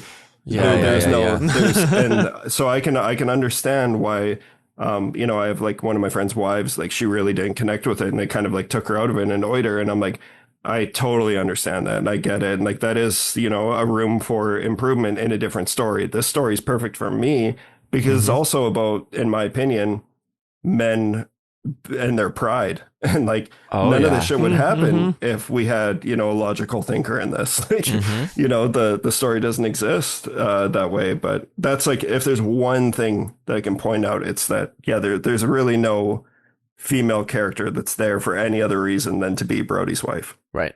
Yeah. But it's still a perfect movie. I will, something that I never appreciated before until this revisit, I think, is the shot of the orca going out to sea, but from inside Quint's place through the jaws of the shark, as it comes up and you see it through the window.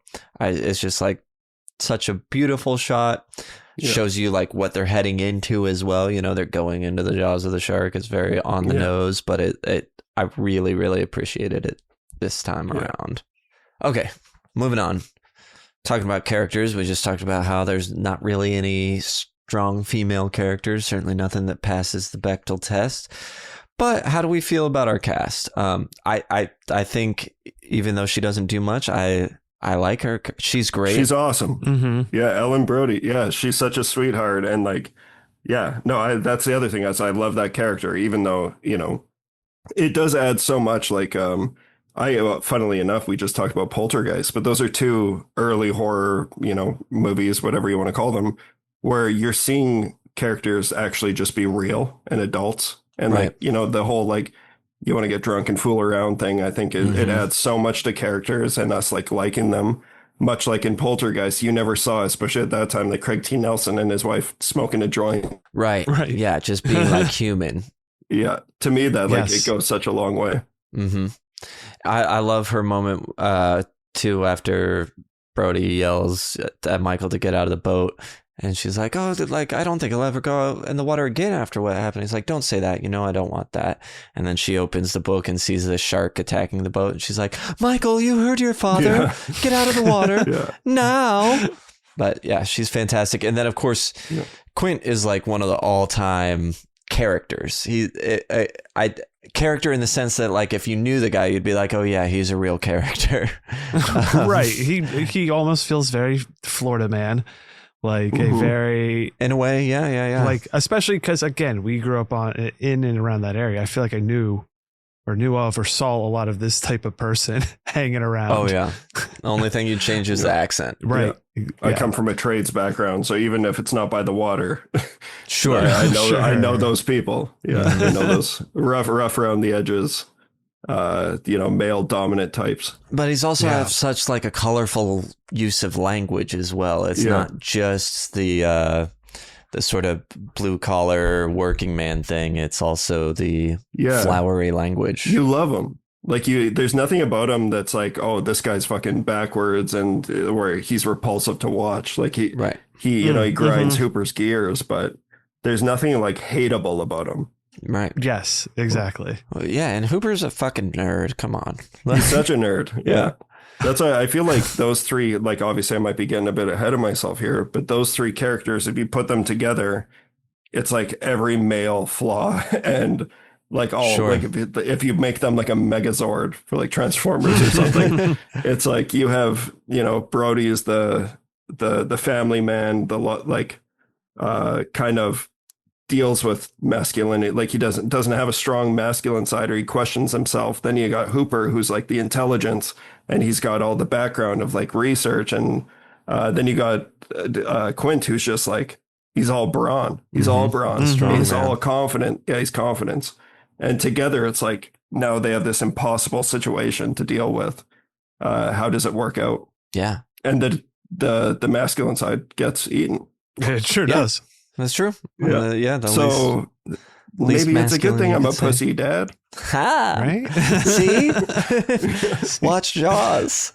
But I think it is also all those character types in this situation, they play it well, they act and they work well together to push the fighting of this. Well, they're all this such shark that strong we need. actors too, That's the thing. They are like, great.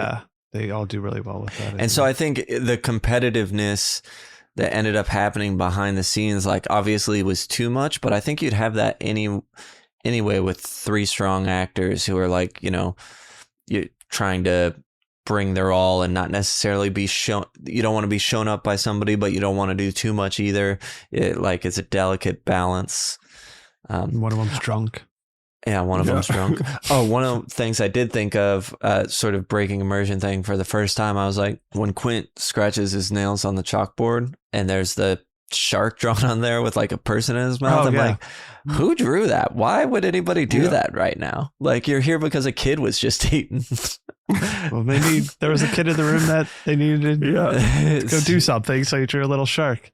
Talk about another, and feel free to talk about any other noteworthy scenes at this point, but like that scene in itself, again, so iconic with the chalkboard scratch. Satirized as well, yeah. Again, I think of Simpsons using that, like Groundskeeper Willie coming in and doing it on the chalkboard. Like, have you guys seen Widow's Bay yet? Not yet. No, it's a new Apple to. TV show. It's fucking excellent. It's as good as everyone's saying it is. Yeah. But there's so much Jaws in it. Like you'll see it throughout the whole thing. Oh, really? Like it feels like how I explain to my friends. I'm like, it feels like everything I love in this world put in one show. Oh, wow. I'm glad it got a second season. Oh, it's good. And like, I'm one of those, I don't really care about awards or anything like that, but it's like, this new show comes out quietly and it just got 19 Emmy nominations. Like it's so amazing. It's so well deserved. A friend of mine has a small role in it, and I know he really liked doing it and was hoping it would come back for a second season and that his role would be expanded. So he's in it. Yeah, I'm very happy for him. Yeah, that's cool. It's doing so well. I still need to watch it though. Tell him it's my favorite show. I love that show so much. But that whole scene is referenced in the first episode. Oh, is it? Like the first episode, it feels like, oh, is this going to be like a huge, like Jaws homage? Like the whole show is going to be like that. And it continuously goes back to it. But then the next episode, it feels like, oh, they're kind of going in the direction of the fog here. Or they're kind of going in the direction of it. They're kind of going in the direction of, and it keeps changing. And then it gets to the point where it's like, are we doing fucking Halloween? Like, it's like how do it? It's like the best Castle Rock show ever. Yeah, that sounds fun. Yeah, it's great. Yeah. It's funny. So my buddy, when he told me about it. I was like, seriously, I just canceled Apple Plus. I was like, you know what? I'll get it again whenever it comes out. Obviously, that hasn't happened. One of my favorite scenes that I always looked forward to as a kid is the dock scene when it takes his wife's roast and and gets the hook in it and throw it. I don't know why that just really, the tension in it, even though I knew what was going to happen, that was one that I could like feel, edge of my seat. No matter how many times it was like, all right, here it comes. It really spoke to me for some reason. And again, talk about not seeing the shark. You got to do something where you can't see it. Yeah. And that scene was homaged again in like the 1998 Godzilla movie. I remember the trailer for that. I don't remember. Yeah, it's like a fisher on a dock. Obviously, it's a way bigger Roland Emmerich version of that scene. But it's like, it goes to show how huge of a fucking impact this movie had on everything. Oh, so I revisited Tremors for the first time since I was a kid, which I loved as a kid and I loved on my rewatch, but it was the first time I was like, oh, this is Jaws. They're doing a lot of Jaws in this. This is Jaws movie. It's so good. Jaws on land. Right. You'll never what if Jaws was on land? Was in the desert. Is that the tagline? Yeah. Desert worms. What if Jaws was a desert worm? Perfect. So there's obviously the chumming scene, and we have a few little facts about those there, which is, again, a huge, just impactful moment. Jaws popping out of the water. Why don't you come down and chum some of this shit? Gottlieb, Roy Schneider ad-libbed the line, "You're going to need a bigger boat," which is just fucking... Yeah. Like, that's classic. That's standout. And that's beautiful ad-lib. Amazing. And I love right after that too, once like things start moving again and they see the shark going by, and I was like, gotta be 20 at least 20 feet, 25. And Roy Scheider goes, "You're going to need a bigger boat, right?" And that's great. Speaking of that scene, when a Midwestern audience was shown an early cut of the film, they were so shocked by the pop-up scare that occurs when Jaws obviously pops out when he's chumming off the boat, that the "you're going to need a bigger boat" moment was just drowned out by everyone's audience reaction. They didn't hear it coming. So after reviewing their taping of the moment, the filmmakers extended the sequence. I love how they say like how much film they added instead of how much time was added. 10.6 meters of film to give the audience enough time to recover to enjoy the much needed moment of comic relief. So good. Spielberg observed at the first test screening that the first surprise appearance of the shark at that part got the biggest scream for the audience. And he really wanted to have more moments like that. So he reshot the scene when Ben Gardner's head, that jump scare we've talked about, pops up in the boat. So he reshot that to get the similar reaction. And obviously got a big moment there, but then less big screams when the shark pops out. And Spielberg said that it really taught him a lesson there. You can only have one major scare moment, because once you have that, the audience is always on guard for something like that to happen again. They put their block, the wall up, Yeah. So I almost wonder what it'd be like, that this would be like if we didn't have that first one. Well, it's interesting because you guys were talking about earlier how that scene of the head popping up, you had to prepare yourself for. You're like, I know the timing of it, so it doesn't get me. My wife even mentioned that, like, she's like, that still gets me. Like, that scene seems to be like more scary than the Jaws pop out of the water. Absolutely. I guess much to his chagrin, but also good job because he refilmed it to get that to happen. But right, he did it on purpose. But the jumping out of the water moment, I was always just like, yeah, shark. Like, I don't know. Right. I've always kind of had that attitude towards the movie. I kind of agree. It's time to grab our lab coats, head to the anatomy lab, do the blood work. We'll get to the gore meter. I think any of the scares we've already touched on. It's the Ben Gardner head is the big one jumping out there. For me, I really like the tension in that dock scene. I don't know that there's really any other scares or tense moments. Anything that we haven't talked about. That we haven't discussed. Yeah. Yeah, there's like, the shark ramming into the boat while they're sharing their stories. Like, all the buoys and stuff like that are cool. Yeah, we I guess talking about scenes, we didn't necessarily like that was one of my favorites. I couldn't wait till we get to the night drinking scene and the Scar comparing and the Indianapolis story, and then the boat getting rammed. I was always a favorite. But there's so many scenes in this that were a favorite. Because that speaks to that adventure feel that you mentioned. That feels like the adventure part of it. Like get them chasing out, like, the barrels. Get together. Yeah, exactly. Put in that the little tracker thing that beeps on it. Like I always remembered that. Don't wait on me. Yeah. Precisely. All right. So gore then. It's time for the gore. Fatality. Now, we'll talk about the gore real quick. Before we do, we got a little more IMDb behind the scenes. According to Spielberg, the prop arm looked too fake in the scene where they find Chrissy's arm on the beach. So instead, they buried a female crew member with her, or probably part of her, with only her arm and hand exposed. Which I thought was funny reading that. I was surprised to read it because I always thought that looked fake. Even as a kid, I thought the hand looked fake. I don't know why. They put like a sheen on it. It's like whenever you put water on something, it kind of looks. Yeah, like it looked that, like waxy or something to me. Yeah. I know what you mean by feeling. It's always so funny where it's like, no, that was real. Yeah, right. Like completely real. There was something. It's only kind of relates in the movie, the trauma film Terror Firmer. Yes, there's one of the special effects guys or something says something along the lines like, if it looks real, then it's fake. It's special effects, but if it looks fake, then it's real or something. And like they use that metric in the film or something when somebody is killed, and that's always stuck with me. So apparently, when was the last time you saw that? High school? Yeah, exactly. Growing up and like talking about, well, I guess not even growing up. Like I said, I was on a horror podcast. We're nerds, and we're like you guys were talking about kills and all this stuff. And it's like, well, what would a head actually look like that if it was cut off? It's like, shut the fuck up. right. Yeah. Like, how do we know? Like, what's funny? Yeah, like I'm a huge horror fan, but like I've never been a gore hound.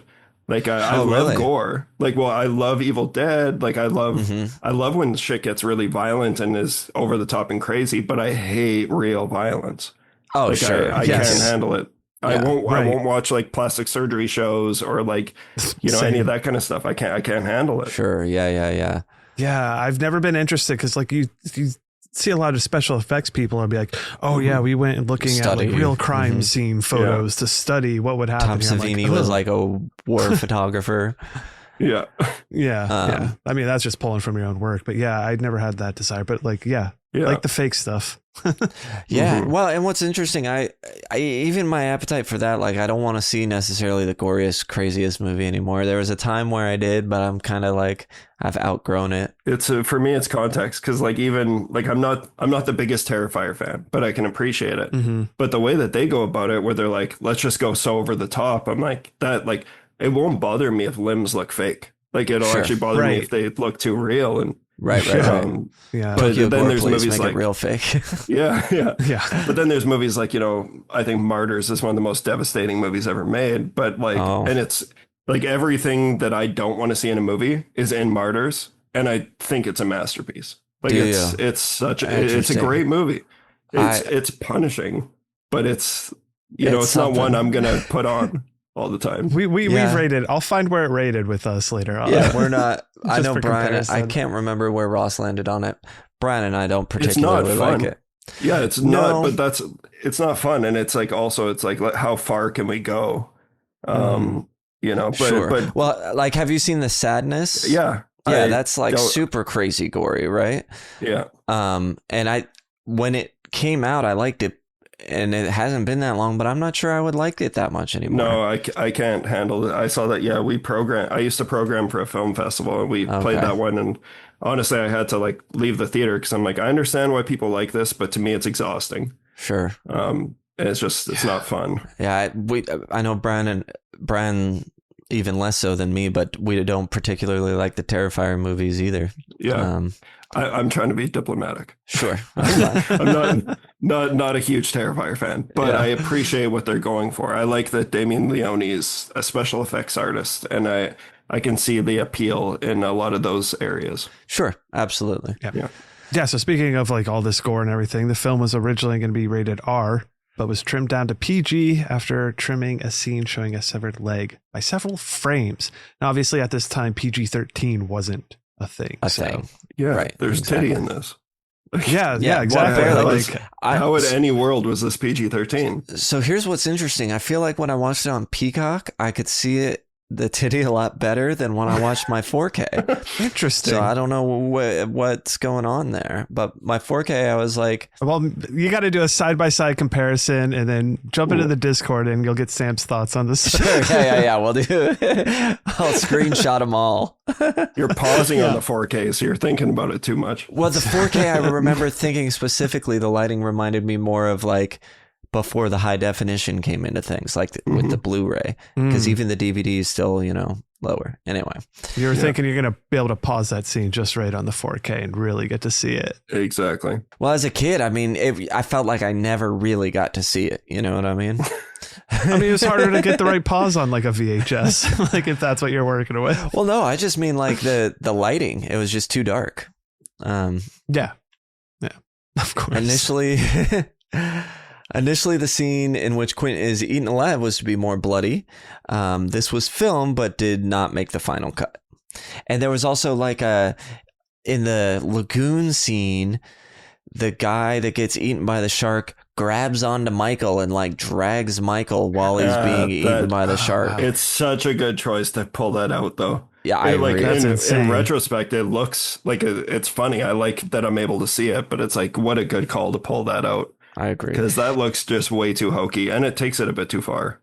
It does, and I think that attack is one of the... It's the best. I think it looks really good. Like, yeah, that looks like a real underwater, shark. It does. It looks like a real shark. Yeah. Same way.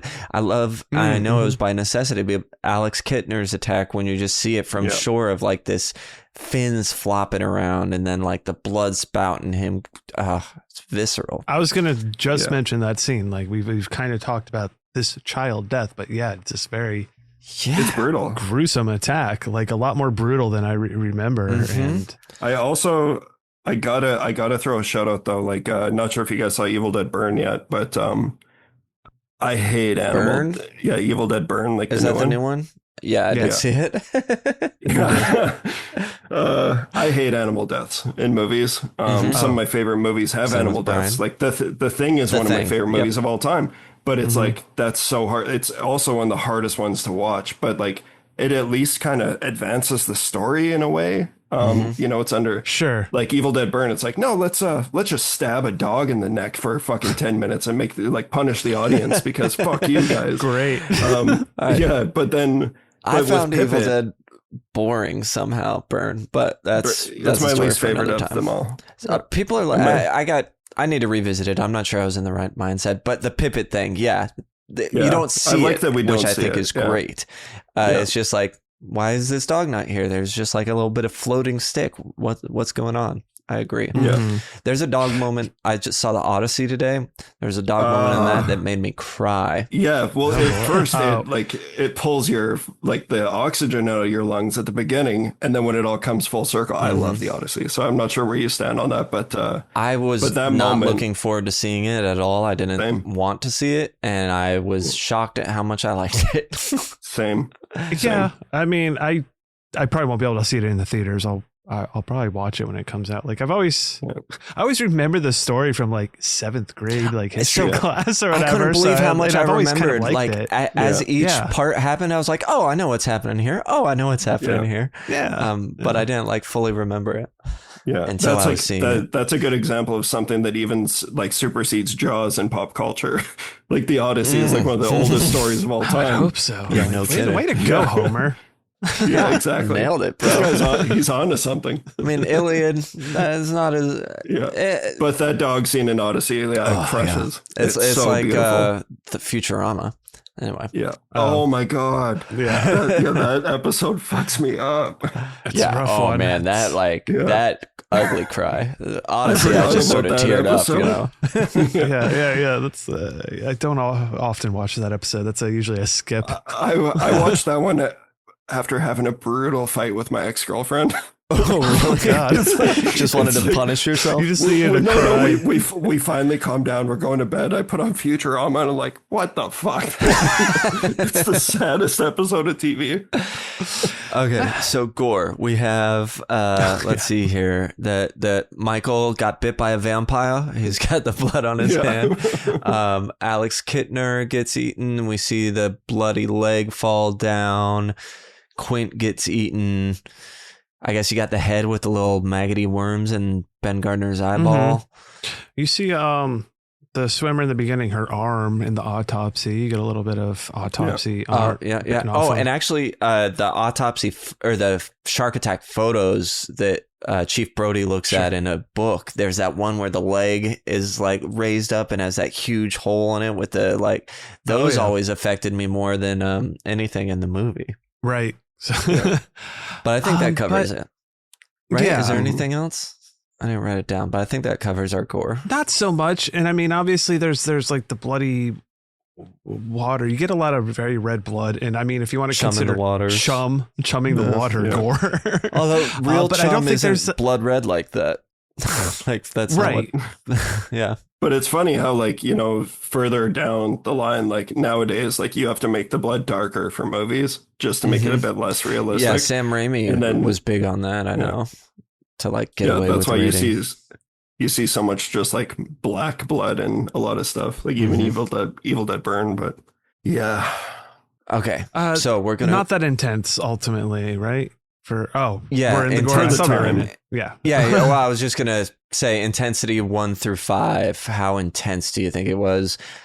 The only real intense one I think is Quint. So I guess I'd go like 2. Oh, you guys, it's so like it's because it's so old now, and we've been with it for so long. The Kittner scene is so intense. Oh, that's true too. Yeah, very good. That's intense. The opening's intense. Yeah. We were just talking about. The barrels is fucking intense. Like, Hooper getting his legs wrapped around, getting caught and stuff. This is just gore intensity. Okay, gore. Yeah. All right. So, all right. I guess I'll kick it up to like a 2. I don't know. Because, thinking about Quint and Alex Kittner, those are both pretty intense gore scenes. So I guess maybe a 3. 3 feels good to me. Brian? I'm going to give it a 4, but I'm biased. That's fine. A nerd. You should be. I would say 3 as well. Biased little nerd. We'll give it a 3.5. Okay, you guys hate Jaws. We get it. Well, no, and I think for an intro horror movie too, not necessarily like a high gore level is needed. Yeah. A good thing. Yeah. And consistency, I'd say it is pretty consistent though. We do get we start off at the beginning and then a little bit later we get, a little bit more gore arms and stuff teased here and there. Then we get the child death, and then we get I'd say we get it throughout. Yeah. But I would still give it like a 2.5 for that, just sort of halfway through. Yeah. Something I did. So all in agreement, 2.5. Mitch, you want to go higher? I'll go 3.5. All right, so 3 Give it it is. a 3. 6.5, man. That 6.5 is so high, but that's okay. I didn't say 6.5. No, that's what gives us a total when we add them together out of 10. Yeah. 6.5 out of 10, which is fine. But something I was just reminded of, though, I guess a pull you out of it moment is that when I know they're supposed to be drunk, but when they cut open the shark to do the necropsy on it, that's what you call it when you do it to an animal, not a person. Yeah. He's like in his little suit he was wearing. He's reaching in and like pulling this shit out and getting his clothes are getting nasty shark insides on him. Oh yeah, he's like wearing a full jean outfit. Getting that covered in shark juice. A Canadian tuxedo. Yes. Hey, that's what I wear every day. to work. Wear it to work every day. I'm not gonna lie. I'm known for wearing a denim jacket. Hey, it's a good look. Yeah. It's sort of that classic metal look. Yeah, like giving up. I got to put something on. I wear black jeans and a black denim winter coat. We're kindred spirits, brother. Yeah. So I wear that. There we go.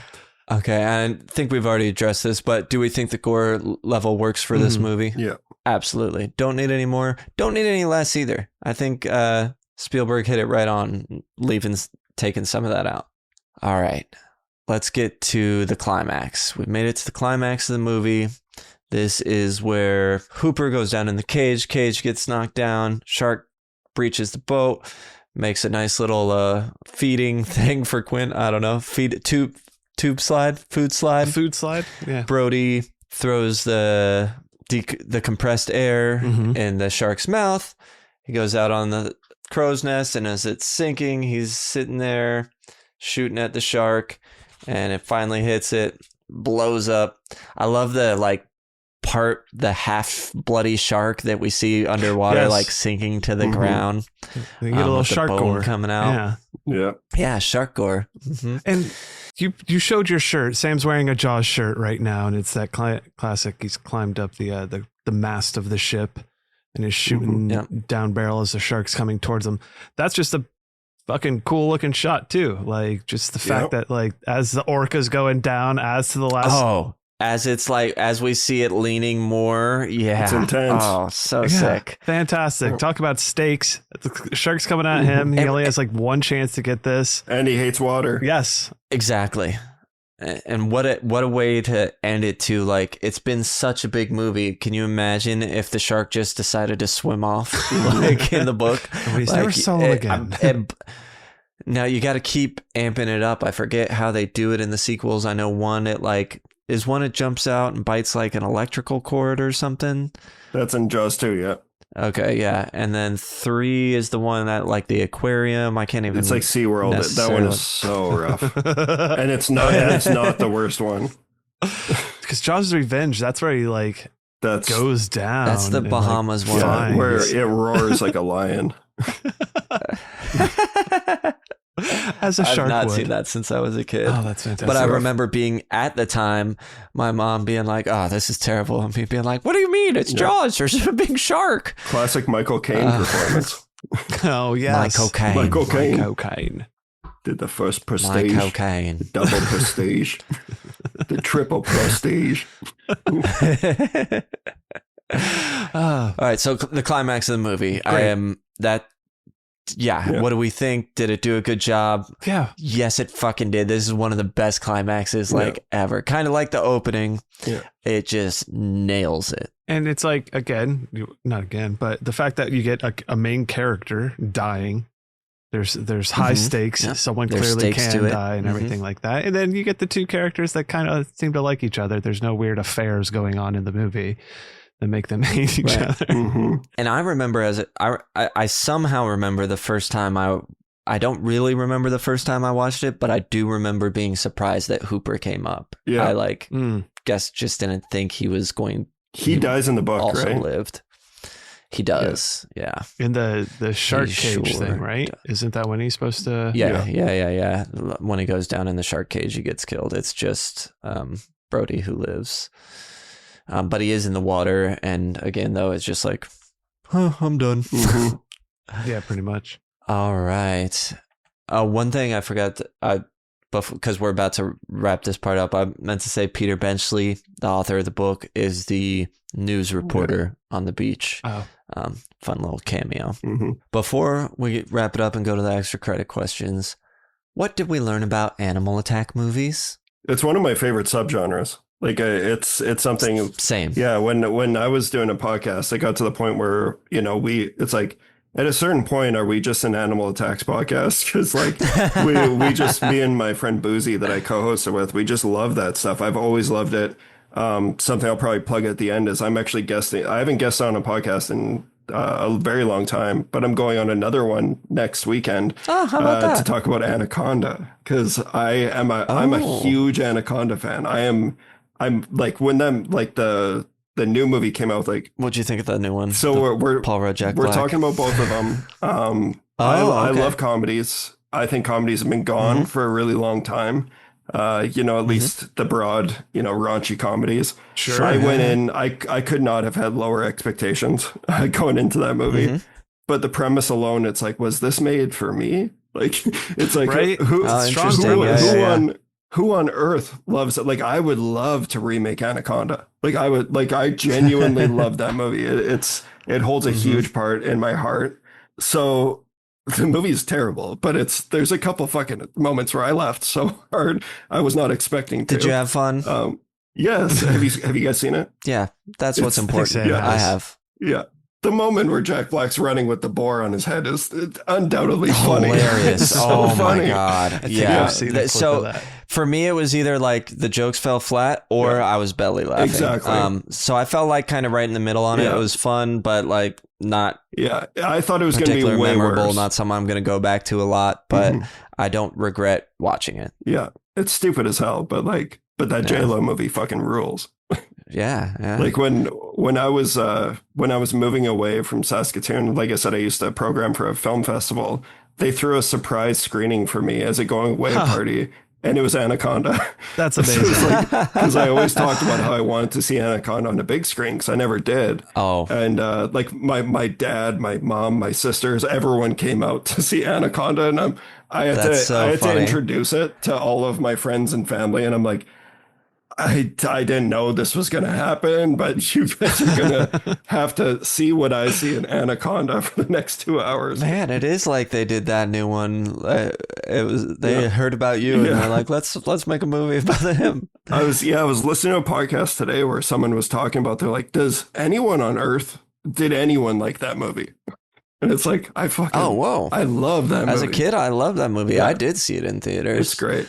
The main thing I always remember is when Jon Voight winks after he gets spit back out.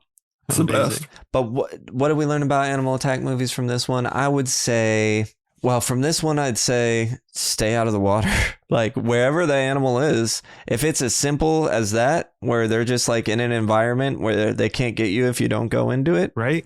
Leave it alone. Yeah, it's also their house. Exactly. Right. Exactly. It's not shark infested waters. That's where they live. You are the one invading it. Like, maybe it's a reverse home invasion. Exactly. Like Texas Chainsaw. Yeah, it's a home invasion movie. Yeah, I get it now. It's time to get to the extra credit questions for this episode. First, how would we survive, or how many of us are sacrificed? Don't go in the water. Don't go in the water. And I'm not a shark hunter. So would never put myself in that situation. I guess the only way I would end up dying is if the mayor didn't let people know that a shark is attacking people at the beach, and I'd go to the beach. Yeah. Sure, I'm a notorious skinny dipper, so are you? I'd be toast. No, I'm not at all. Boy, did I do a lot of skinny dipping in high school. Sam's notorious for it. Okay, yeah. I think it's just accidental, like any we could be like the kid or whatever, but I think we're more or less okay listening to things here. Our hero level, I guess, Brody, or all three of them together? I'd say Brody. I mean, it's kind of all three, but I feel like because he's the one who kills the shark and we follow him from the beginning to the end, he's got the afraid of water, all the things. He has the biggest arc. On a scale of 1 to 5 for tenacity, he's pretty tenacious. I'd say he's very tenacious. Get over his fear of water to battle a shark. Or at least, I mean, that is true bravery. Right. You know what I mean? When you're scared of something, but you do it anyway. Mm-hmm. True heroism. I'll give Brady. I would give Brody a 5 personally. Okay. Tenacity. 5 for me as well. Yeah, I'll Shocker. give him a 5. Why not? Shocker. Diplomatic guy. Well, here's the next one. 1 to 5 iconography. How iconic is his character? I mean, if I saw somebody, it's just kind of like a cop outfit, right? Even if you had the glasses, I'd have to see that it said Amity on it to know that it's Brody. Or if you were really deeply tanned. But Quint as an icon, like that's exactly what character that is. I went to Sim for Halloween this year. Did you? Nice. Yeah, my girlfriend went as Bruce. Oh, nice. Sweet. So, wait, was she broken or what? Did she? Well, she's dating me, so yes. She's got to be. Yeah. That's a good point about Quentin, though. Is like he has the more iconic look than Brody, I think. But Brody's level, just I don't know. Yeah, I'd give him like a 3 for Brody. For Brody, I would say a 3 out of 5. I could be swayed that way. Okay, 3. So that gives him a total level of 8 as we move on to the villain level. Jaws. Bruce, the Great White. Power level. I mean, it's a pretty powerful in the water. Even when you're on a boat, you know, he's smashing the boats. He's destroying boats. Yeah. But, you know, very limited to the power is only good in water. If you got that shark on land, forget about it. You win. But the amount of damage he does, even just by being in the water. That's true. Like, he gets shot a lot. He gets harpooned a lot. Like, and he's still going strong. Macheted. Yeah. Knifed as well. Has seemingly sunk like a couple boats at this point. Yeah, or at least knocked him over. Yeah. Sunk one, sunk two. He's a strong knocked boy. over two. Definitely not godlike powers. I don't know what, a 3.5? That works for me. Yep. Okay. Nice. And how iconic is Jaws? I mean, I know this is your question, Sam, but I think that's a 5. Oh, yeah. Yeah. I mean, I can't. Would I know him from any other Great White? I don't know about that. But your first thought, if you saw a Great White, would a Great be White, Jaws, I think of Jaws immediately. Yeah, absolutely. Exactly. So I think that gives a 5, which is interesting. It gives Jaws an 8.5 versus our hero had a score of 8. Right, but he is teamed up with other people that we weren't sure if we should include them in hero level. So I think that allows them to defeat the villain. Some wiggle room for sure. Do you think Jaws should have a sequel? This movie standalone, you don't have the ones that come after. I mean, no, but I do love Jaws too. So it's been so long since I've seen any of the sequels, it might as well not have any to me. You know what I mean? Sure. And I don't think it needs it.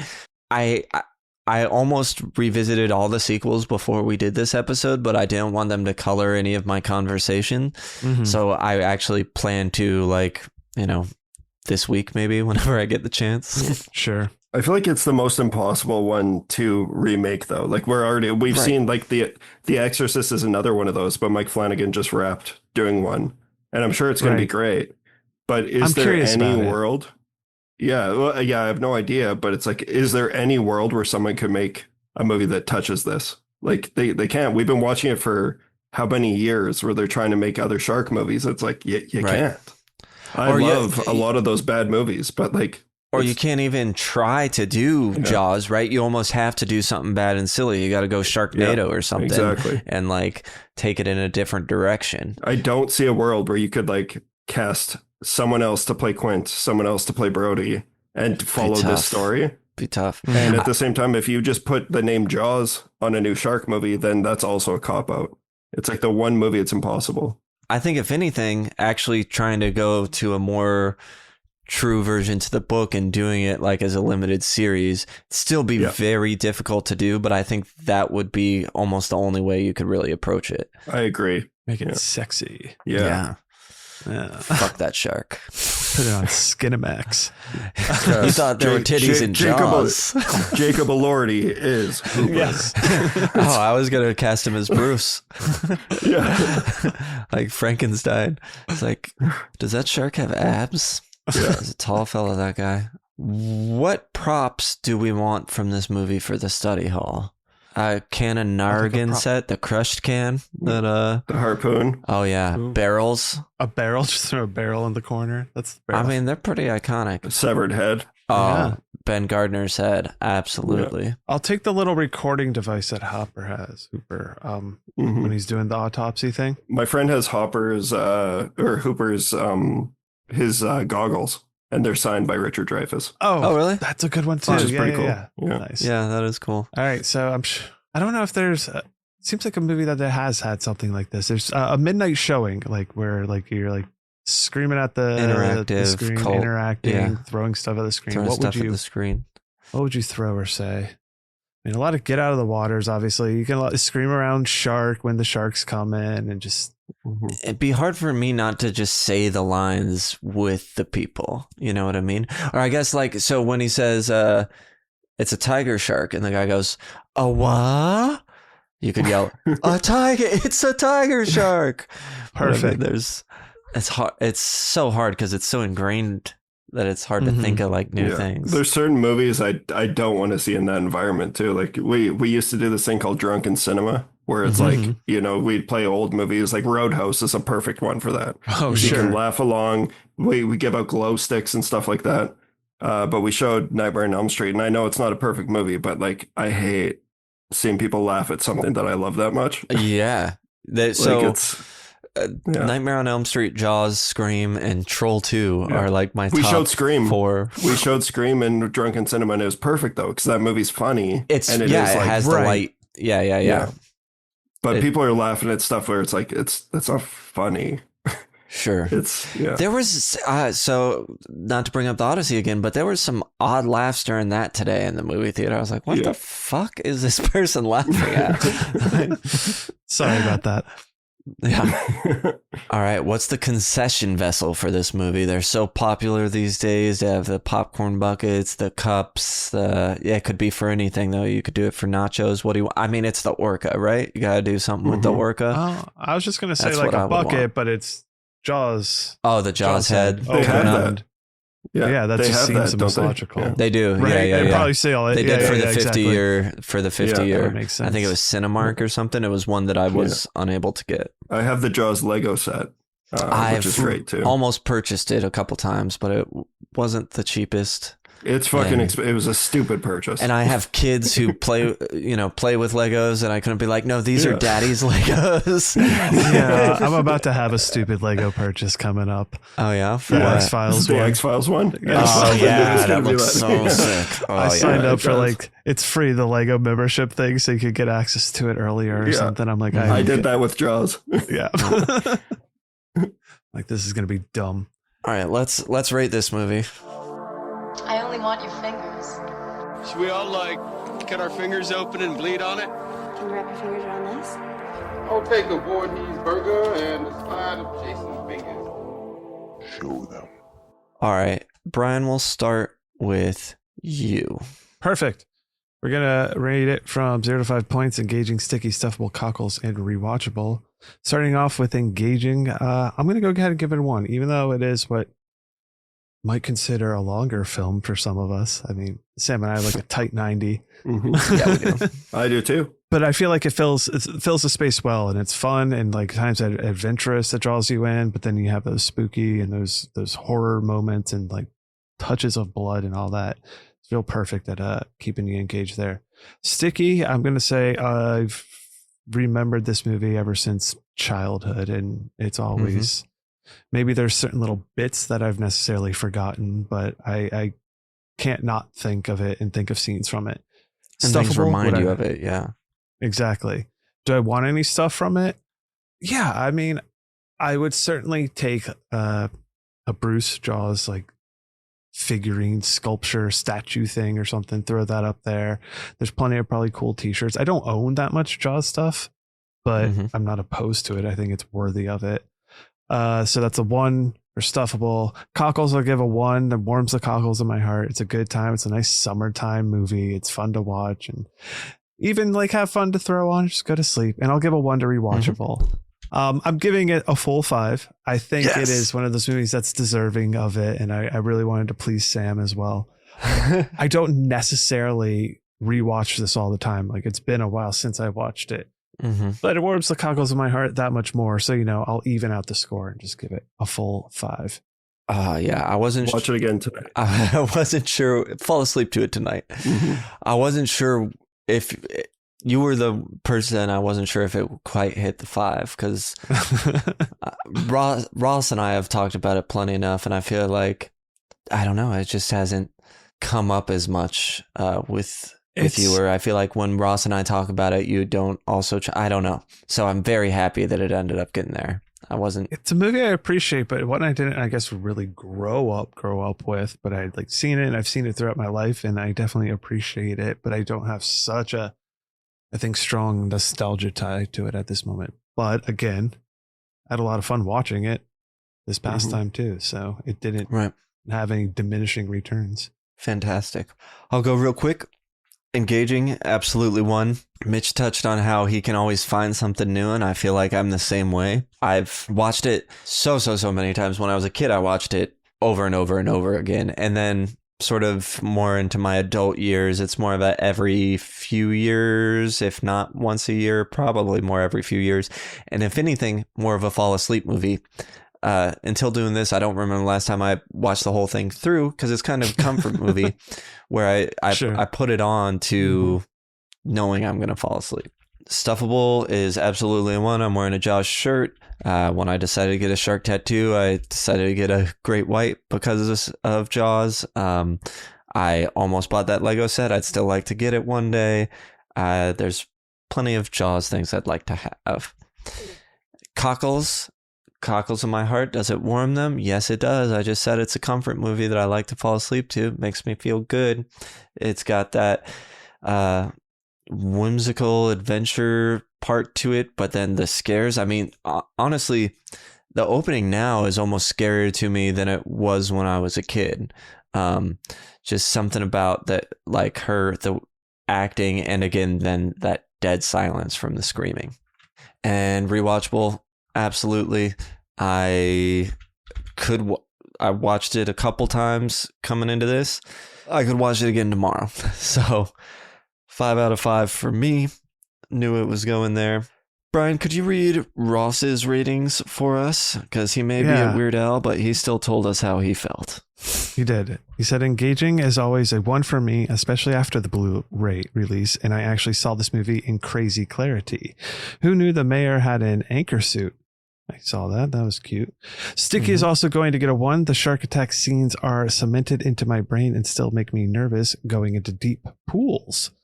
Stuffable is also a 1.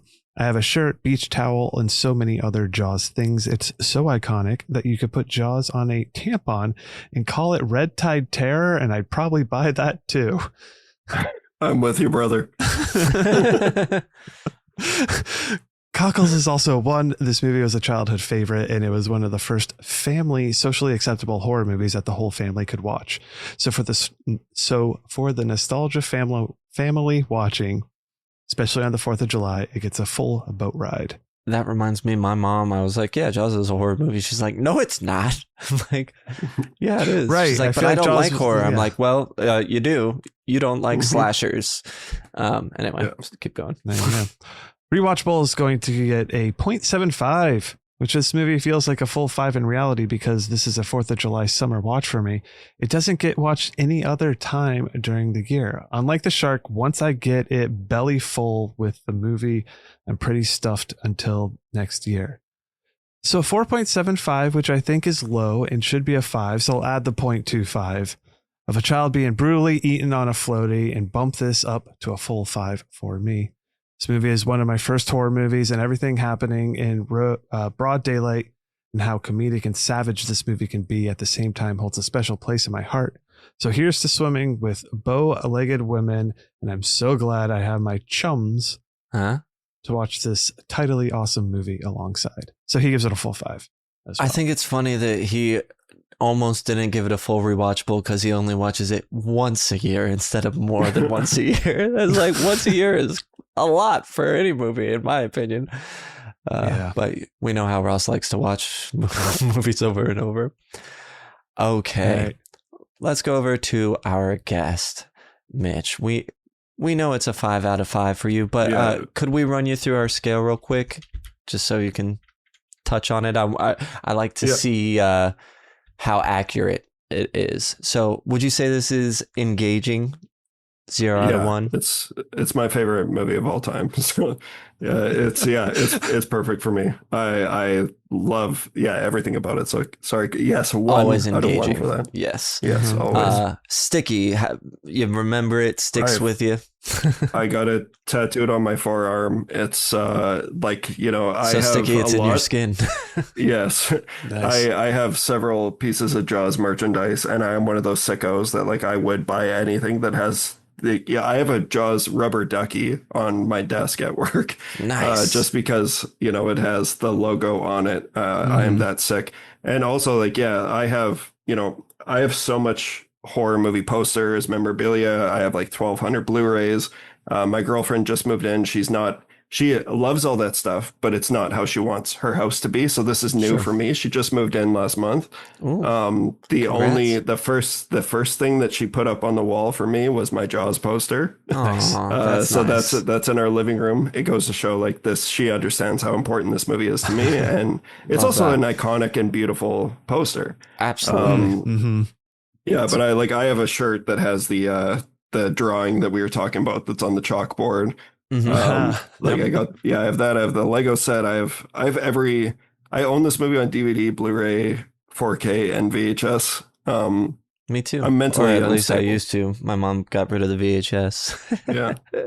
Damn it, Mom. So sticky 1 out of 1. Yeah, and that answer's stuffable as well, because if you would have any stuff for it, you got a lot.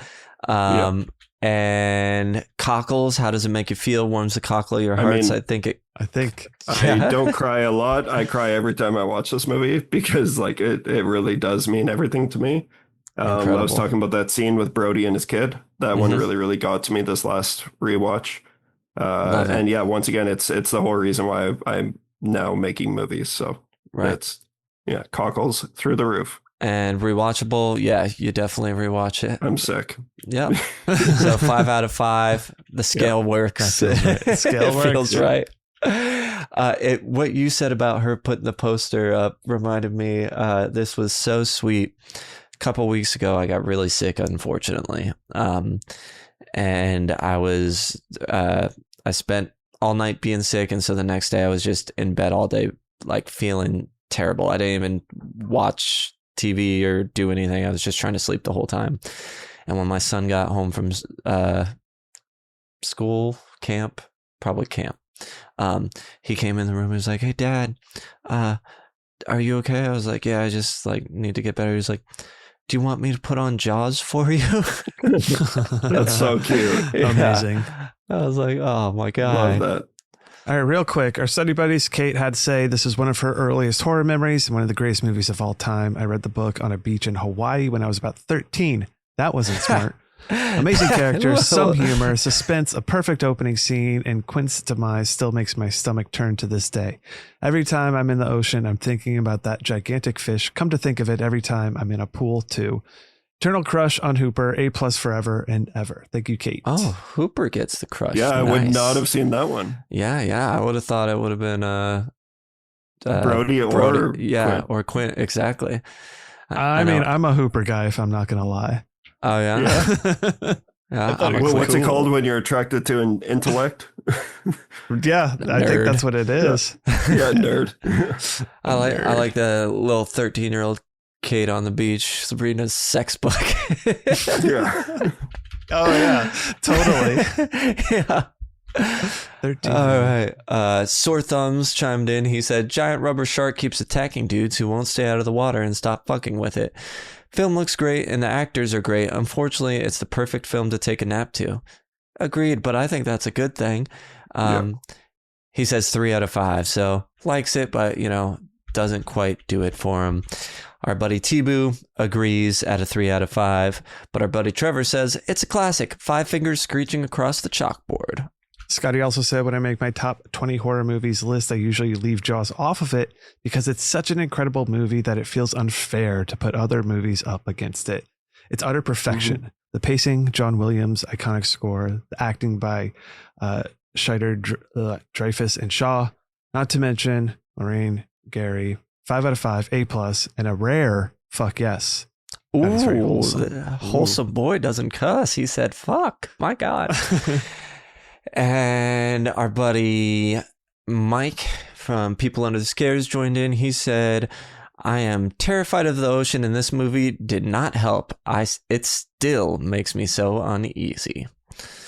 Awesome. Which, yeah, makes sense. So, Brian, this is 5 out of 5. That makes it a Dean's List. Dean's List. Certified student thing. Yeah, certainly. We haven't had one of those in a while. It sits in with good company. The only short film on this list, Treevenge, is a 5. Scream is a 5. Psycho Goreman, Nightmare on Elm Street, Pussycake, Barbarian, The Signal, Deadstream, Return of the Living Dead, Midsommar, Demons, Shaun of the Dead, 28 Days Later, Alien, and Aliens. are all our 5s. Where we all consensus gave it 5s. Yes. And yes. often we've been bringing in the guests lately to say like, what's our guest score combined and what's the difference in things, but yours is 5 as well. So it's 5 all around. A+. Yeah. A++. Does it. That concludes this episode of Students of Horror. Thanks everyone for listening. I want to thank Mitch Oliver for joining the show. It's been too long. We had a great time having you on. I would definitely like, if you want to revisit podcasting again, you're welcome to come back and talk other movies with us. We don't just cover stuff we love. We also we cover it all. So it'd be fun to. I also like talking shit about movies. So you never know. We'll give you guys are fun. I would love to come back at some point. This thanks. Very much fun. We'll definitely try and make it happen. Hopefully Ross can join us. For sure. But if you're enjoying the show, want to stay connected to the show, follow us at Students of Horror on Instagram and Threads. If you want to see Ross's killer tattoo work, you can follow him at Ross Purvis on Instagram. You can follow at Machete Sam and at Birdwitch, Bird with a Y, Witch with an I on Letterboxd. Check out what we're watching. That's Brian the Birdwitch. Oh, follow at Mitch Oliver on Instagram, right? You want to be followed? Sure. Yeah. I think it's like Mitch Oliver _ or something. But yeah, I'm sure you'll be able to find me. Yeah. And we'll definitely put links to all that down below. And if you want to hang out with other members and watch of the study Low group. Lives. Low Lives is a fantastic little Tubi gem that Mitch Oliver co-directed. One of my faves. Check it out. Thank you. Yeah, and we even have episodes on that, so you can listen to that and then listen to the initial interview with him. Yep. Yeah, of course. Join our Discord, become part of the community. Link to all that in the show description below. And until next time, farewell and adieu to your fair Spanish ladies.